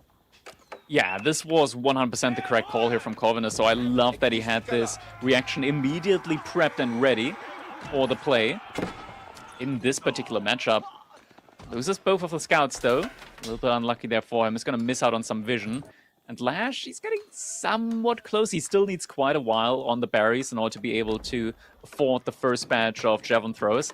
Once you get the second batch, and that's when they become really threatening to archers, because that's when you're able to one-shot them with the javelin throwers. But just a single batch there of berries is not going to be enough. No, and he's not getting this back unless he goes to a Cura Siphon, which when there's knights already in the field, a little bit problematic. You know, it's the Wooden Fortress defense. Like you mentioned that castle turrets earlier. This is the point in the game where it can begin to make sense when you know that Lash has to come here. I mean, if he wants to find berries elsewhere, his options aren't very good. It's north of here, he'd be lightly scoured, or all the way to the southern corner, which is the length of the map away. Moment Lash, he's only gotten the spearman out. We do now see a switch up into some knights as well. Outpost fully reinforced at this point, so Corvinus isn't really getting any value over here. He's kind of throwing the archers away for the time being. That is not looking too hot. Takes some damage on the knights as well. Not going to be able to heal that up. Loses all of the archers. Little bit overly ambitious there with that play. I mean, I realize he wanted to damage, but that honestly felt like a little bit of too much of a throwaway here. There was the potential of him trying to go for a fast castle age follow-up behind this. He was banking up a couple of resources, but he started to reinvest, so yeah, I don't think it's going to be a fast castle age play. I think he was just overvaluing the denial on the olive oil, because he's looking and going, okay, my archers will be countered when javelins come in anyway, so if I can starve him off that timing, it's kind of worth it. Doesn't really feel like it, though. Like, you know, you're idling 5 workers, but you end up losing, was it 4 or 5 archers for 1 spearman? Knight's now trying to dive in as more outposts are going to be coming online for Lash. Just to secure the back tree line. Needs to be careful the positioning on these lads. Archers essentially becoming a front line again against the chasing Limitane. I mean, if he just kind of baits him out in open territory, I mean, this is the choice he made, right? The -5 archers, imagine if they're here. If they're here, these Limitane are all dead. Alright, it's taking a fight again. 2 now on very low HP. Outpost does get put up. Now the first batch of javelin throwers is in. Villagers on the wood line, a little bit funky there. We'll get the knight as Outpost well. gets a kill. Yeah, cool. I mean, it's always the annoying thing, right? Like, you're not French, so you're pretty much just dead weight when those knights get that low. In theory, you could just try to garrison them and wait until you drop like 10, 11 knights, because then usually that detail can go amiss. But at the same time, the argument at that point is if I'm only having to trade with 1 knight at a time, they'll all be low HP by the time you have double digits. Yeah.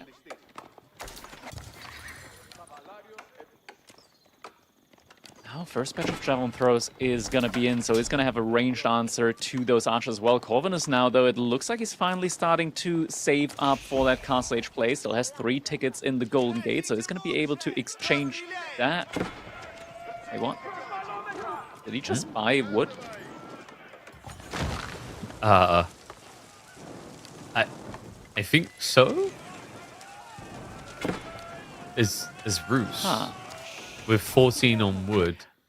I'm just not sure what he's going for exactly. Okay, we do see the blacksmith up as well. No, he did buy wood. He bought wood. A lot. Yeah. Is he going for rams? Now he just put a lot of villagers over to.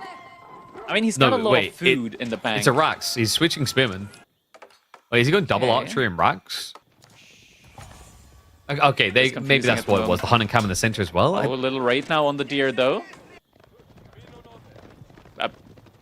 Maybe? They're considering it. They find this straggler worker. That poor guy had the wrong idea. Apes strong together, not alone. And Will he's got the gold upgrade. He's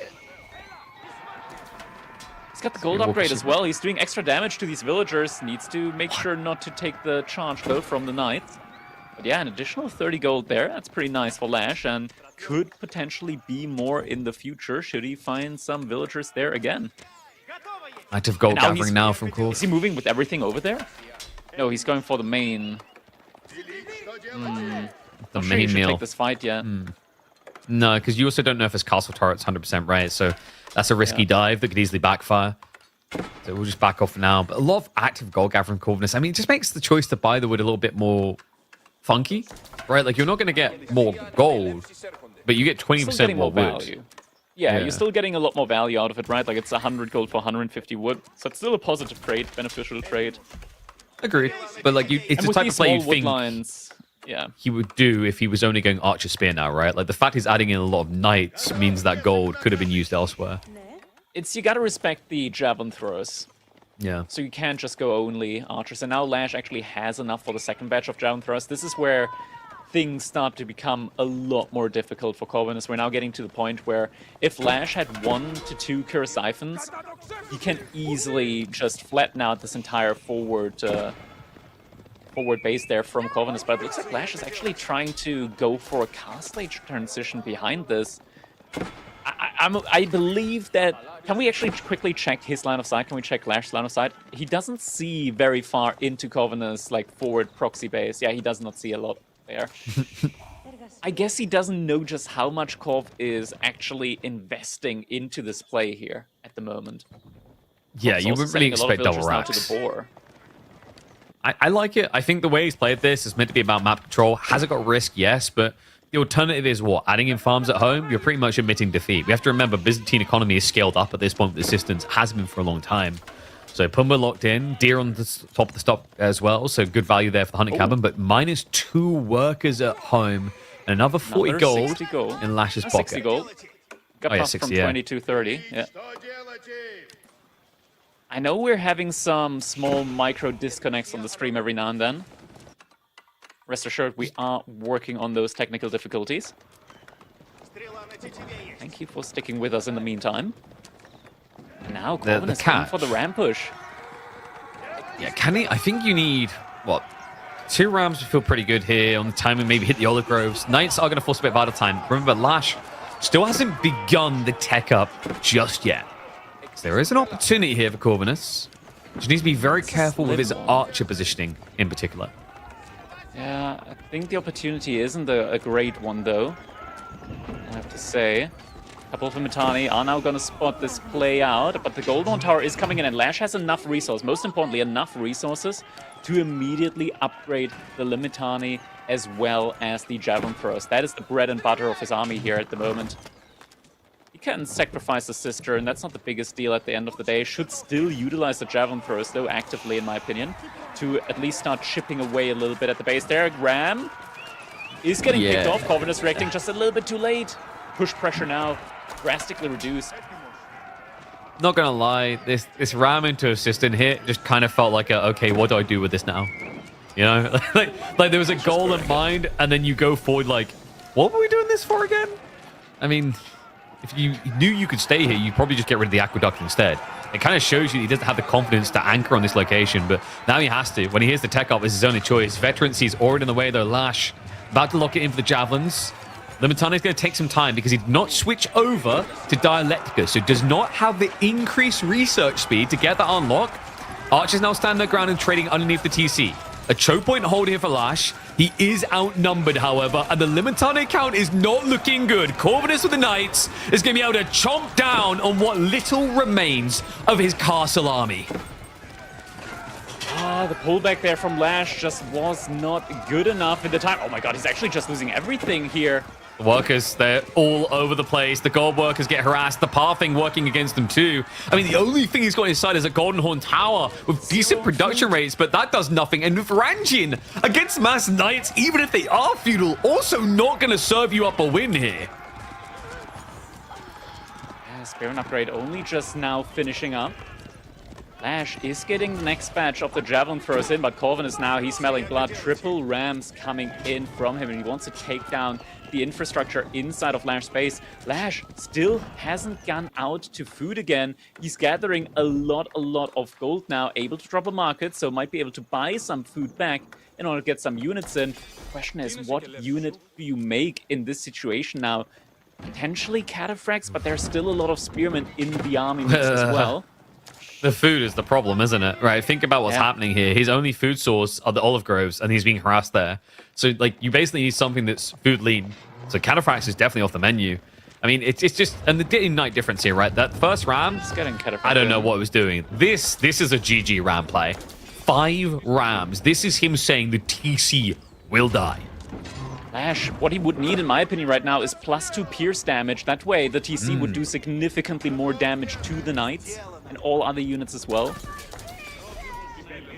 And all of these arrow slit emplacement outposts that he has as well would just do so much more damage. And he is getting +2 pierce damage in.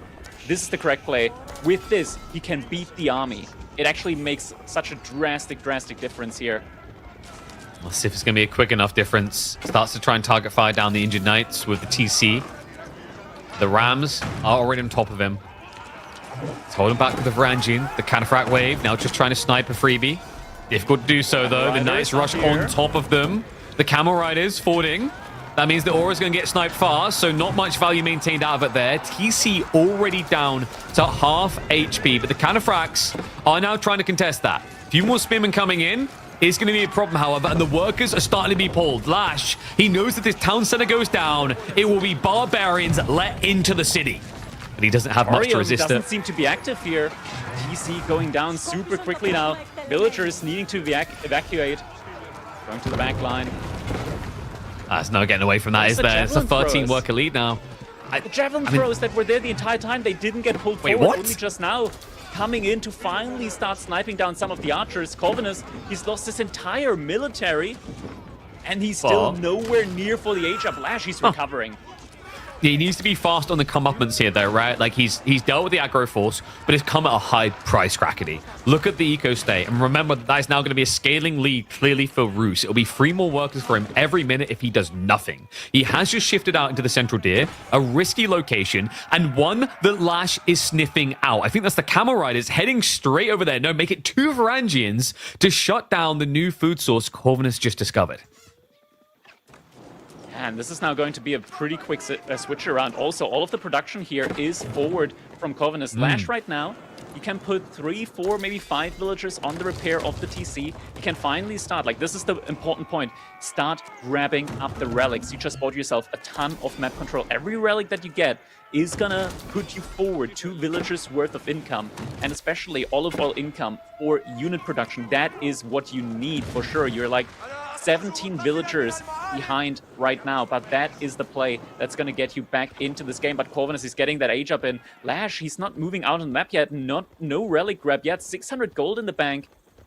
Needs to start getting those monks out.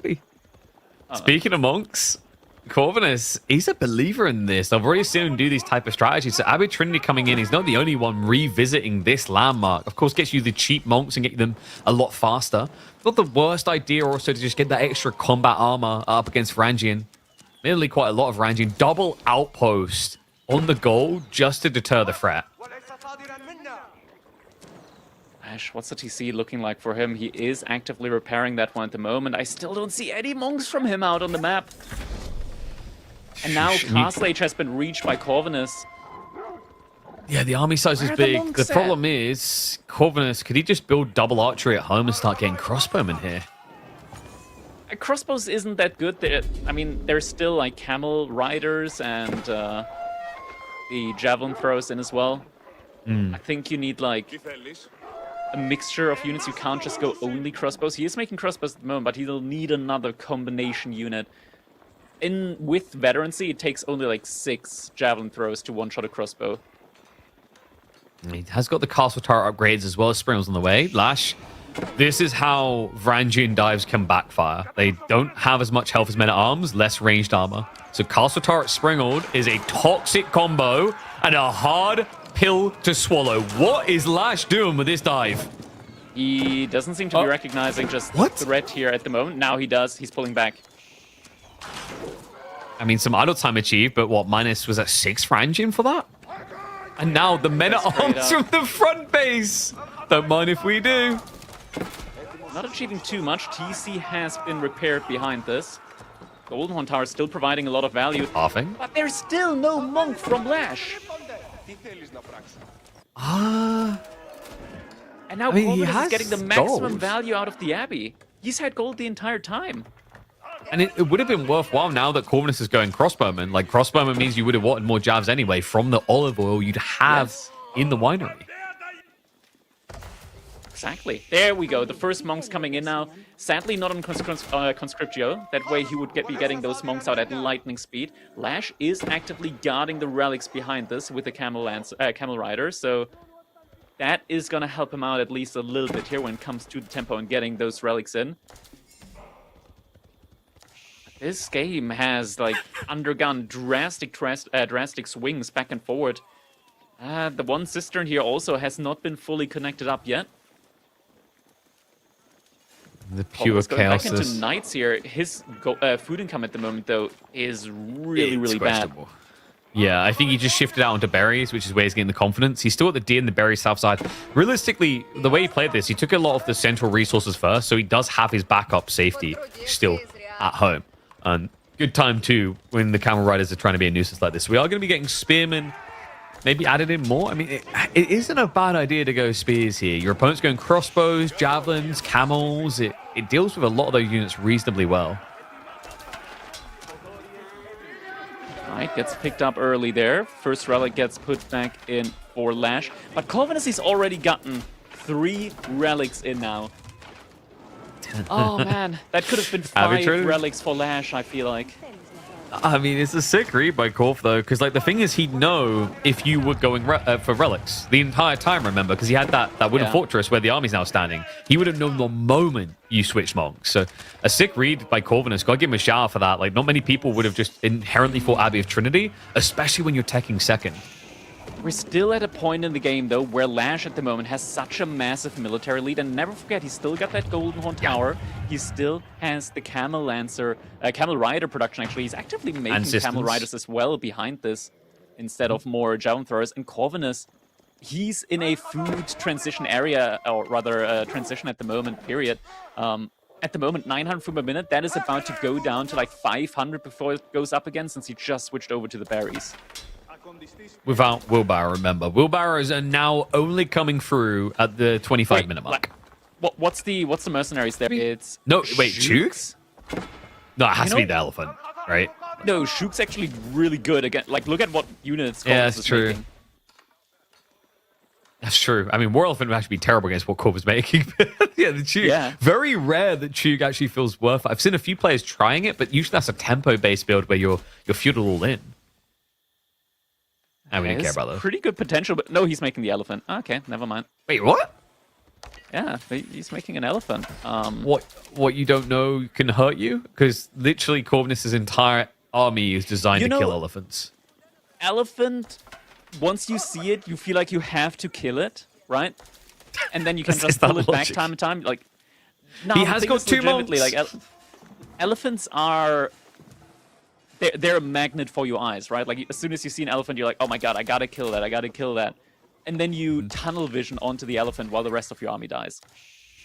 There's a mum joke in here that I'm resisting right now, but I mean, you got a point, right? It feels like, oh yeah, especially if you get them low, you're like, I can just about finish that off, and that leads to you kind of overcommitting, overextending slightly. I don't know, but like part of my brain is like just saying, do something. This is. Say again?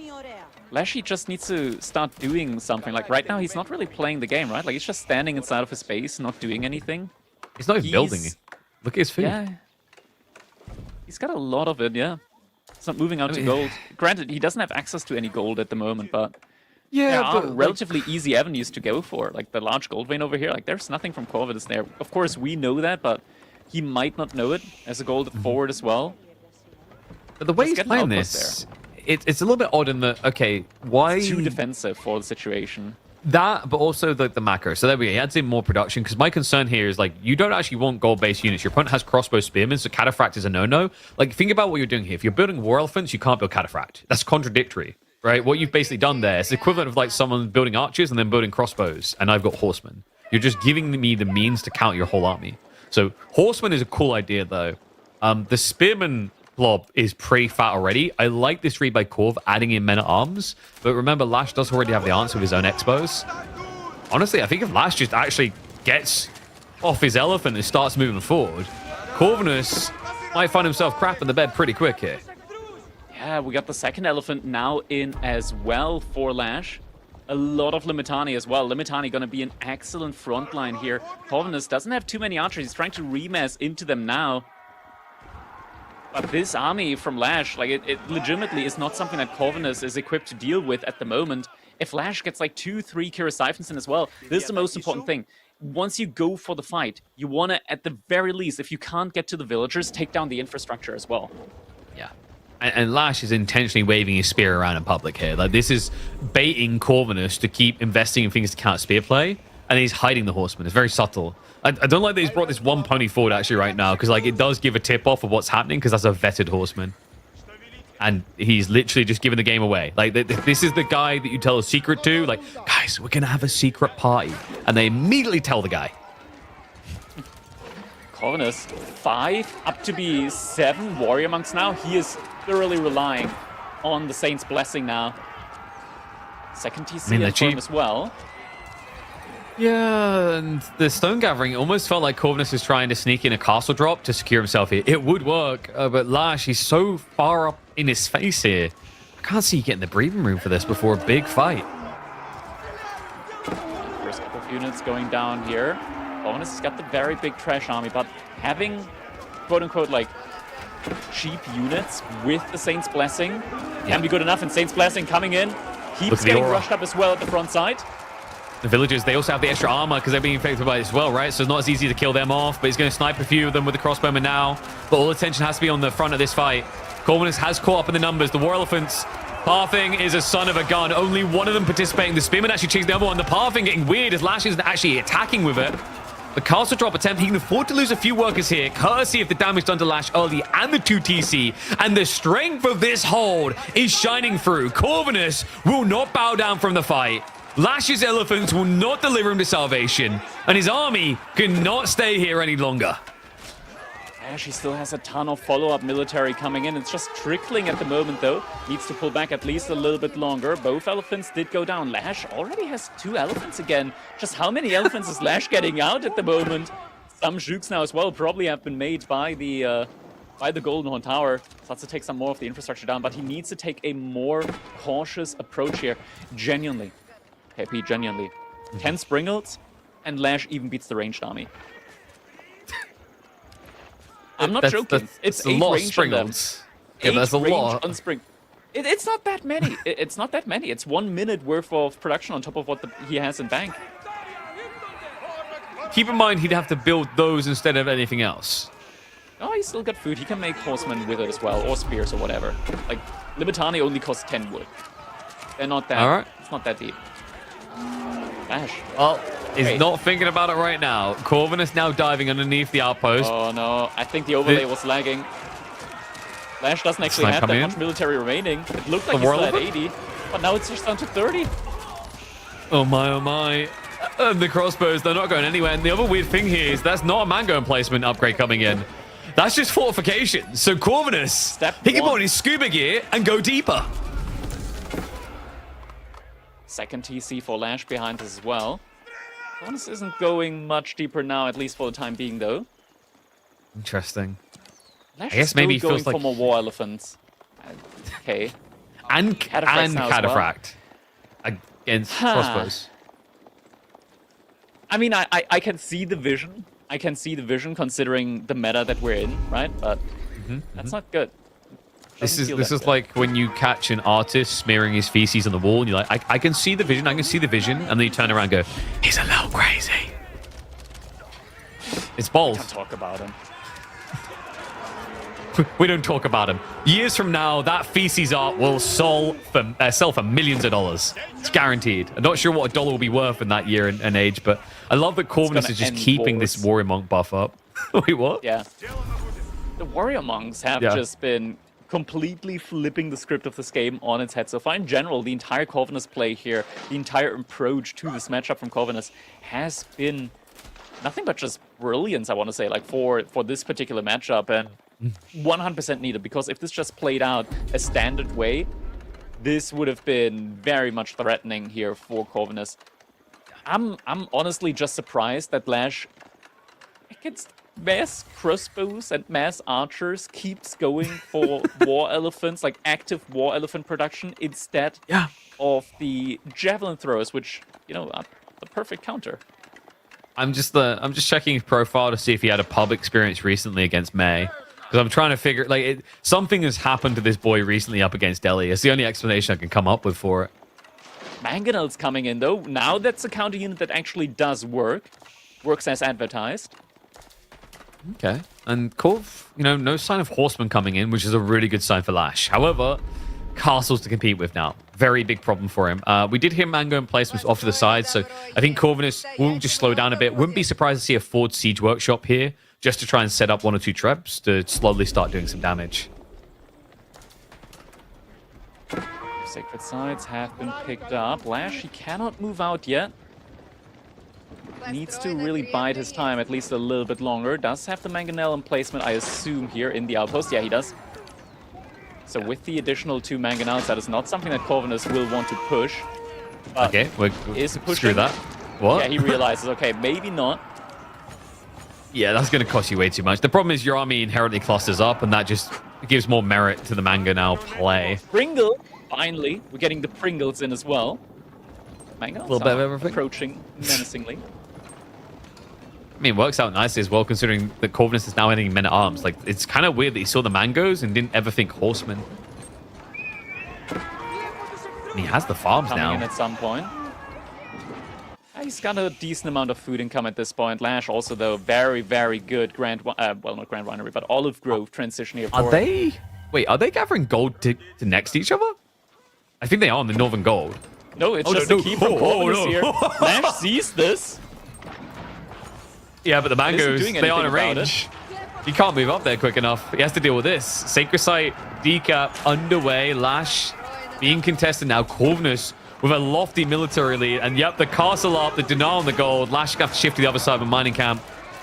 Warrior Monk buff just coming in. It's just insane the amount of extra value this gives you. If you are not using the counter type unit, it feels like you're doing no damage in the trades. Blob up and go is the name of the game. Corvinus brewing his way through that front line. He's started to reach the cataphracts of the War Elephants. He's still got a decent amount of crossbowmen left over. And by decent amount, I mean a third of his army. And there's not really much staying power here for Lash. The Mangoes, I don't think they've been able to do enough here. Maybe in the second part of the fight, if it wasn't for the fact they get sniped down with such ease. Mango's gone. He's only got Springles left. Corvinus' front line is gone, but Lash has got nothing left to stand on the site. There's still 8 minutes left. This isn't something that Lash needs to overly push right now. He can fall back to the Mangonel emplacement outposts. He can be fine here for the time being. He did reduce the crossbow mass by a good bit. That is already good for him. Wait, what happened to the... Wait, what happened to the workers? Yeah, no, where are the rest of you? Because the worker count is even now. Something went wrong Lash here. actually leading. Did he? What? Did Corvinus like send? I think his workers went in. Yeah, I think so too. Through the Magna, because Lash did build finish up the wall behind the keep. That's the only thing that makes sense. No. It's not finished because the castle was up in time. But there's no workers here anymore, and there's no one in the corner. I think they ran in with their shivs out into Mango emplacements. Springled emplacement about to come in for the keep. At that point, Lash is not going to be able to keep standing, or rather keep gathering from that gold vein. Needs more siege again. Siphon now coming in for Lash. Wants to start sieging down that keep. Yeah, the overlay is a good little bit delayed at the moment. That Siphon's been out on in the game for a while. Still in queue on the overlay. This is the thing, you got to sense the game, Crackety. You gotta anticipate it. Exactly. It's like back in the day when we played League of Legends with dial-up internet and 999 ping. You just gotta anticipate the game flow. Oh, I can do better than that. Ahead in time. It's just playing a MOBA and playing a skill shot hero with an uncoordinated team. You always have to anticipate 5 seconds ahead. It's like playing Doom, actually, on dial-up would have been the better one. Where you could literally feel input lag as you try to turn. Ugh. Treb now sieging down the wooden fortresses. Corv, I don't know, man. Like, it felt like telling that fight, there should have been a dab with the napkin on the mouth and an easy peasy consumption of a win. But those worker losses, I mean, they've given away for Lash here. I want to say, like, for both players here, time and time, like, this has been a wild swing back and forward. It has, yeah. Lash, though, with like the amount of Springles that he has, Corvinus, he's trying to get some choke points in with these walls on the sides now. Mass Horsemen with a good amount of Springles. I wish there were more Springles. I wish we got up to 10 Springles. 6 Springles. We're in the territory where they can be sniped with somewhat of like efficiency. But you can't snipe them. Taken. You need to deal with the elephants.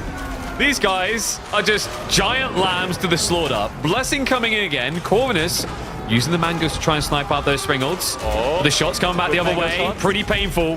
Corvinus, he's ran out of monks. He won't have that buff for much longer. And he's stacking his siege on one location. So Mango's trading out well there. Village is now being pulled for the repair. Lash, this could come in clutch just in the nick of time to keep his siege alive. And Corvinus doesn't have any quick way of killing off the siege ball here.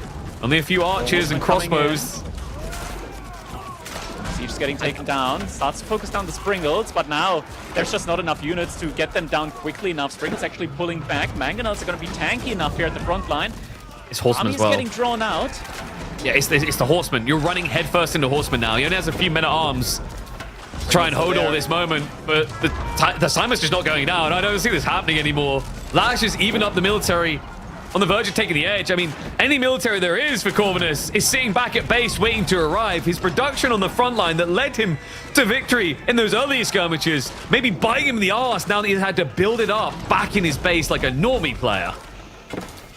Sacred Side victory is going to be out the window now for Corvinus. He needs to regroup his inside of his base. Farms are now getting put up very, very quickly. He's been using a whole bunch of his wood so far for the siege, and now needs it for the farms. And I mean, 1.4k food income seems good until you realize the olive oil on top of that, with Lash's 1.9k already. Springle count, you want him to go to 10. Lash has saluted and says, "Your wish is my command." He's got more in queue. We're getting there. I just don't know if the game's going to be going on long enough for it to matter. I mean, this is starting to look fairly cut and dry. Unless Corvinus comes up for some drastic change to the plan, he's just building more of the same. Corvinus behind this did also lose out on the keep. We're getting a nice little uncounted runtime error here. They can't process all of the back and forths in this game. You see all those errors? That's every time the game switches around. There was meant to be a huge nunny scream on the broadcast. It just didn't come through. And as we know, the graphs tell you everything you need to know about how crazy this game has been. You saw it whooshing up and down there. At this point, that graph for this game on who's in control looks like a life support monitor with someone with a very healthy heart. Oh, Keep almost able to take down a Springald here. Horseman raids coming in now. Never forget, Lash has the upgrade on them. The Exploratores, he's getting 30 gold for every villager that these horsemen kill. And the horsemen do bonus damage to vills as well. Lash does find the first couple of villagers now. Jumping inside the TC, but there's more for the taking. It's the idle time, though. You know, Corvinus, the way he's accruing resources, I wonder if he was considering just a sneak into Imperial with Sky drop. So this would idle him out in that timing a little bit. Gives an opportunity for Lash to maybe just kind of square up and either catch up on the tech timing or now go for a dive. Yeah, Lash in theory, at this point, he can, he's banking up resource for his own tech up. I don't know if he's still making units because I don't think the overlay's up to date at the moment. Probably you have to like feel the state of the game. Feel the state of the game. I'm feeling it, man. I'm feeling the age up. You know, he's got somewhere better to put that olive oil. Elephants aren't cutting it. But Nesta bees, you know, raw cannons, those I can get behind. Definitely a party. Age up is coming in now for Corvinus as well behind this. It's a little bit of resource on the overlay, but should be able to just trade out a little bit of wood for it. 1 elephant, 2 elephant, 3. Sorry, you're trying to put yourself to sleep right now. No, I'm trying to figure out just how long the delay is between the overlay and what we're actually seeing on the screen. I think it's like 20 seconds. Yeah, I think it's more.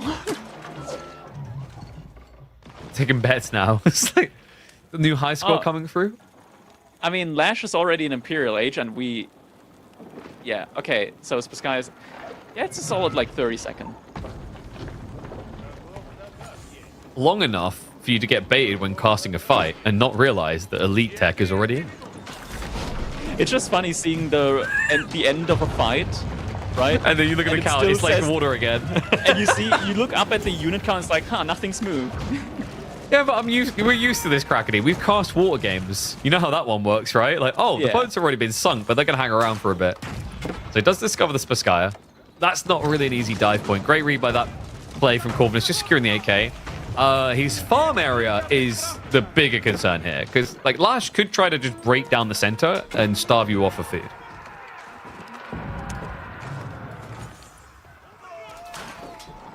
Still going for these raids, and these horsemen are bringing back money every time they get one of these villagers down.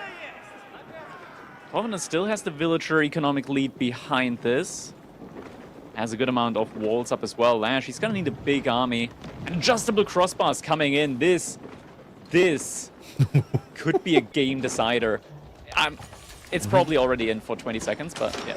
Yeah, it's possible he already has 6 mangoes and we just don't know about it. 3 mangoes should be good enough anyway against mass spears. Yeah. The fact you're adding in Streltsy as well, like that's going to make matters worse. Springald's still there, yeah.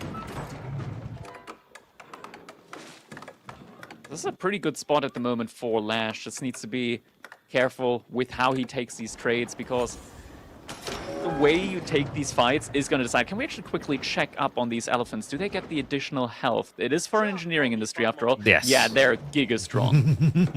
That is before biology with 1,000 health and +7 ranged armor. And biology can come in quicker than the UI might be able to task, because remember, he has got like the level 5 Dialecticus. It's kind of insane how quickly you can crack those. He's limited on gold, though. Like, that's the big problem here, right? Is like, I think, has he got a 4K and then he's out, if I'm not mistaken. Oh, no, we just hit that point. Last of the gold has been tapped. So it's just passive gold income, unless you can get this gold right here. This is a point in time where you might want to take the relics out of the Grand Winery and put it inside of a normal monastery for gold income. Yeah. I think it depends on whether you need a lot of siege, right? Would be the trade-off. Like, we do have one cannon queued up. The thing is, you're still getting a lot of olive oil just from the farms at this point in time. Like, it's 800 But we need more elephants, Crackety. We need more elephants. Surely. Against the mass of spearmen, 1 to 2 more elephants gonna make the Doesn't difference. matter. I got foreign engineering company. We need more elephants. Biology Do they get now mahouts coming as in well? Quickly select the elephants, please. Is biology already in on them? No. Not quite, not quite. And they don't have mahouts. Thank God. That would... That would be imagine? insane. Fight about to be taken, though. There's mango towers here, by the way. So, good luck. Fight's getting taken. Mangoes. Sprinkles. Ooh, hit to the Big back. damage. He didn't quite connect with the back line there, though, because Corvinus actually didn't push them into the fight just yet. But the Springles, like you were mentioning, they're just erasing that front line. Second wave coming in. I don't think that's the way to overwhelm them. Wave by wave, like a Call of Duty Zombies game, is exactly what Springles want from you. Decimates the front line, a complete deletion, and even the game can't keep up with what just happened. That army dropped like flies. Just watch that count go down. It's close still to zero. 47 spearmen, Pigeon. Still 47 spearmen. Yeah, It's it's fine. because, you know what it is? It's because when you die, your spirit comes out your body and slowly waves up into the sky. So, It takes a while. you know, it's still technically in this realm. Still 47 spears. Oh, Wow! come on. Look I at, want to see it and go they're down gone! live. Oh, that was one hell of a disappearing act. Now you see him, now you don't. This is where, like, people just start Reddit threads and start, like, analyzing, like, CoffeeZilla. It's like, we need to talk about Speargate, okay? We were promised 50 spears, and yet, after the initial round of investment, there was only 16. Where did the rest of those spearmen go? Going to the Shadow Realm. Speaking of which, the Keep's about to pay them a visit. Pringles can take care of the units nearby. You can just catch the units coming through to try and assist in the repair. I mean, didn't even try to snipe out the repair crew, even though it would have been easy here. And, oh yeah, be careful, Corvinus. You are lining up like a bunch of bowling balls. Oh, shoot! Wait, there it is. Line it up. Woo! Okay, there's not even a choke point here for us to worry about. Reload! Pull! Pull! These opportunities, man. He's actually lining up better for it now. The war elephants are just holding them in place. The horsemen trying to wrap around the back, but they're just gone. They're just all gone. I want to refresh that UI just to be safe. I don't even believe there's 10 left alive. Good God. Now This has to be it. Roam into the base of Corvinus. Next combat is coming as well. Still has a bombard forward as well. 20 more horsemen in queue just as the follow-up, cleaning up the economy now. And every villager that dies fuels Lash's gold economy to get more Springles out. More He needs it.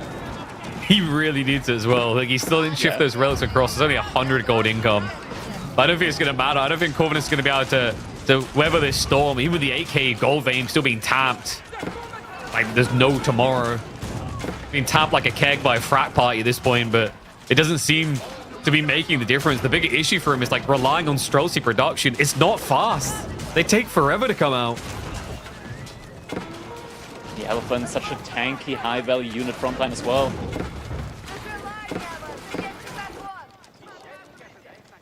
Corvinus, he just can't get Lash out of his base. All the production buildings getting taken down one after another. No, I'm starting to wonder if we're going to see any more of the round of 16s. This is only game one. There's a giant reluctance to wave a white flag. I mean, in fairness, you understand it, right? Corvinus still got 110 eco. He's still got food and gold income. It's really just an issue of, like, have you got the time to now breathe to get an army back online? And then what does your economy look like afterwards? I mean, it's 2,000. Yeah, I mean, it's 2,000 gold, so he will want to go for the Mass Streltsy. It's just that with the Mangonel play and the Mass Springles, it just doesn't feel realistic. And here we go, villagers getting taken down. Just a couple of horsemen reigning in the cash. You know what it is? It's because he has no gold to afford Unitech. So he's like, this game's not over. You know, like, we haven't got bio yet. We haven't got elite army tactics. There's always a way to believe. And in fairness, you know, he has got his purebred elite Imperial unit with the Streltsy that's almost already capped out on what it can be. You know, it's already been through the army in 10 years. It's become all it can be. Unless it wants to get a little bit of, you know, serpentine powder.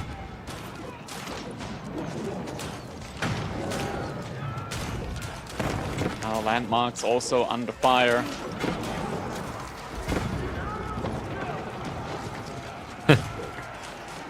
Okay, still has a couple of tickets remaining. Corvinus might be wanting to buy at least a little bit of food before it gets taken down. How long really is lacking at the this series gonna be? Now my brain is going. I'm gonna say 3.5 hours. I think they've got it in them. I mean, Corvinus with the swings and roundabouts, the things he's drafted as well. He's got all the new civs. You know, if this is how he plays an OG civ to even get to this deep in the game, there's going to be some distance to worry about, but I think game one is that resolution point, surely. Lash, look at the reserves. He's waiting for something to finally die so he can build anew. Definitely good amount of reserves here. Behind this, also took the second sacred site now, so he's going to double his gold income. Corvinus with the horseman tries to go for a snipe onto the siege. Isn't quite able to find it though. Pringles retargeting. Limitan is such a nuisance, even for Streltsy at this stage. The damage reduction really does go a long way, especially when you got spread DPS. Not many mangoes, but just enough to be a nuisance. Those Springal's still doing heavy work, but has he done it? No. Nah. For a second, you're like, oh wait, a lot of those red coats aren't moving. Especially when you look at all of those yellow dots that are moving across the map behind us as well. I think this is the other weird thing about fighting Roos in late game. Streltsy Spearman's like the most annoying comp because you can't tell what is dead. Like, did you get the valuable Streltsy kills, or did I just kill a bunch of Spearmen? You know, you're like, is he just sending good units at me or bad units? We'll know when they start shooting us in the face.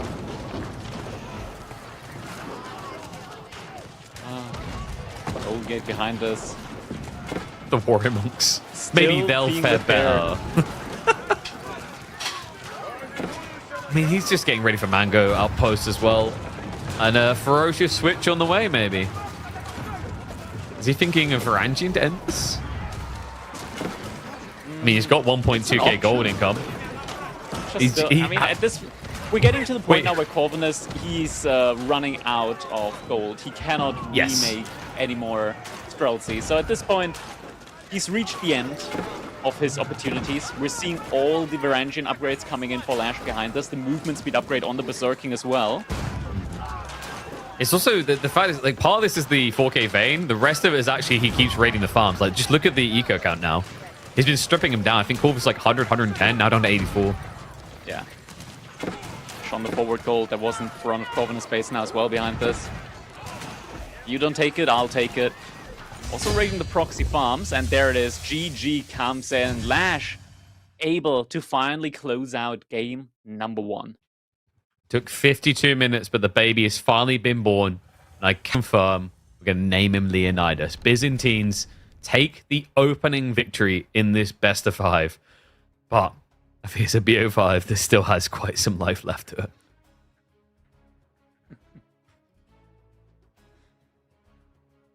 How was this 52 minutes?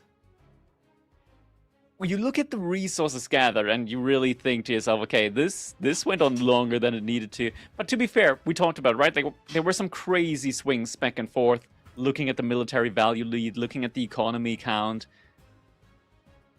And I really like the way that Corvinus played this. It's just that when the final push came in, genuinely that +2 pierce damage upgrade for Lash saved him. I agreed. And, you know, like, then we had the swings and roundabouts of it. Like, Corvinus had a very sick play on his own goal. The double outpost with the castle turrets screwed up Lash's timing on Varangian when he had nothing else to push. So, like, this is a teeter-totter, a seesaw back and forth, both of them having phenomenal moments to try and recover what felt like a lost game. And, you know, this is, to be honest with you, this is probably the most normal matchup we're going to get out of this series, Crackedy. Because remember, Corvinus still has 4 brand new civs to choose from. And looks like one of them is going to get picked up next. Tuklak Dynasty coming in for Corvinus on Kawasan. up against the Knights Templar for Lash. So that's going to be an interesting one. Two civilizations that historically have performed admirably on a hybrid map like Kawasan. Tuklak, though, I want to give him like a slight edge here.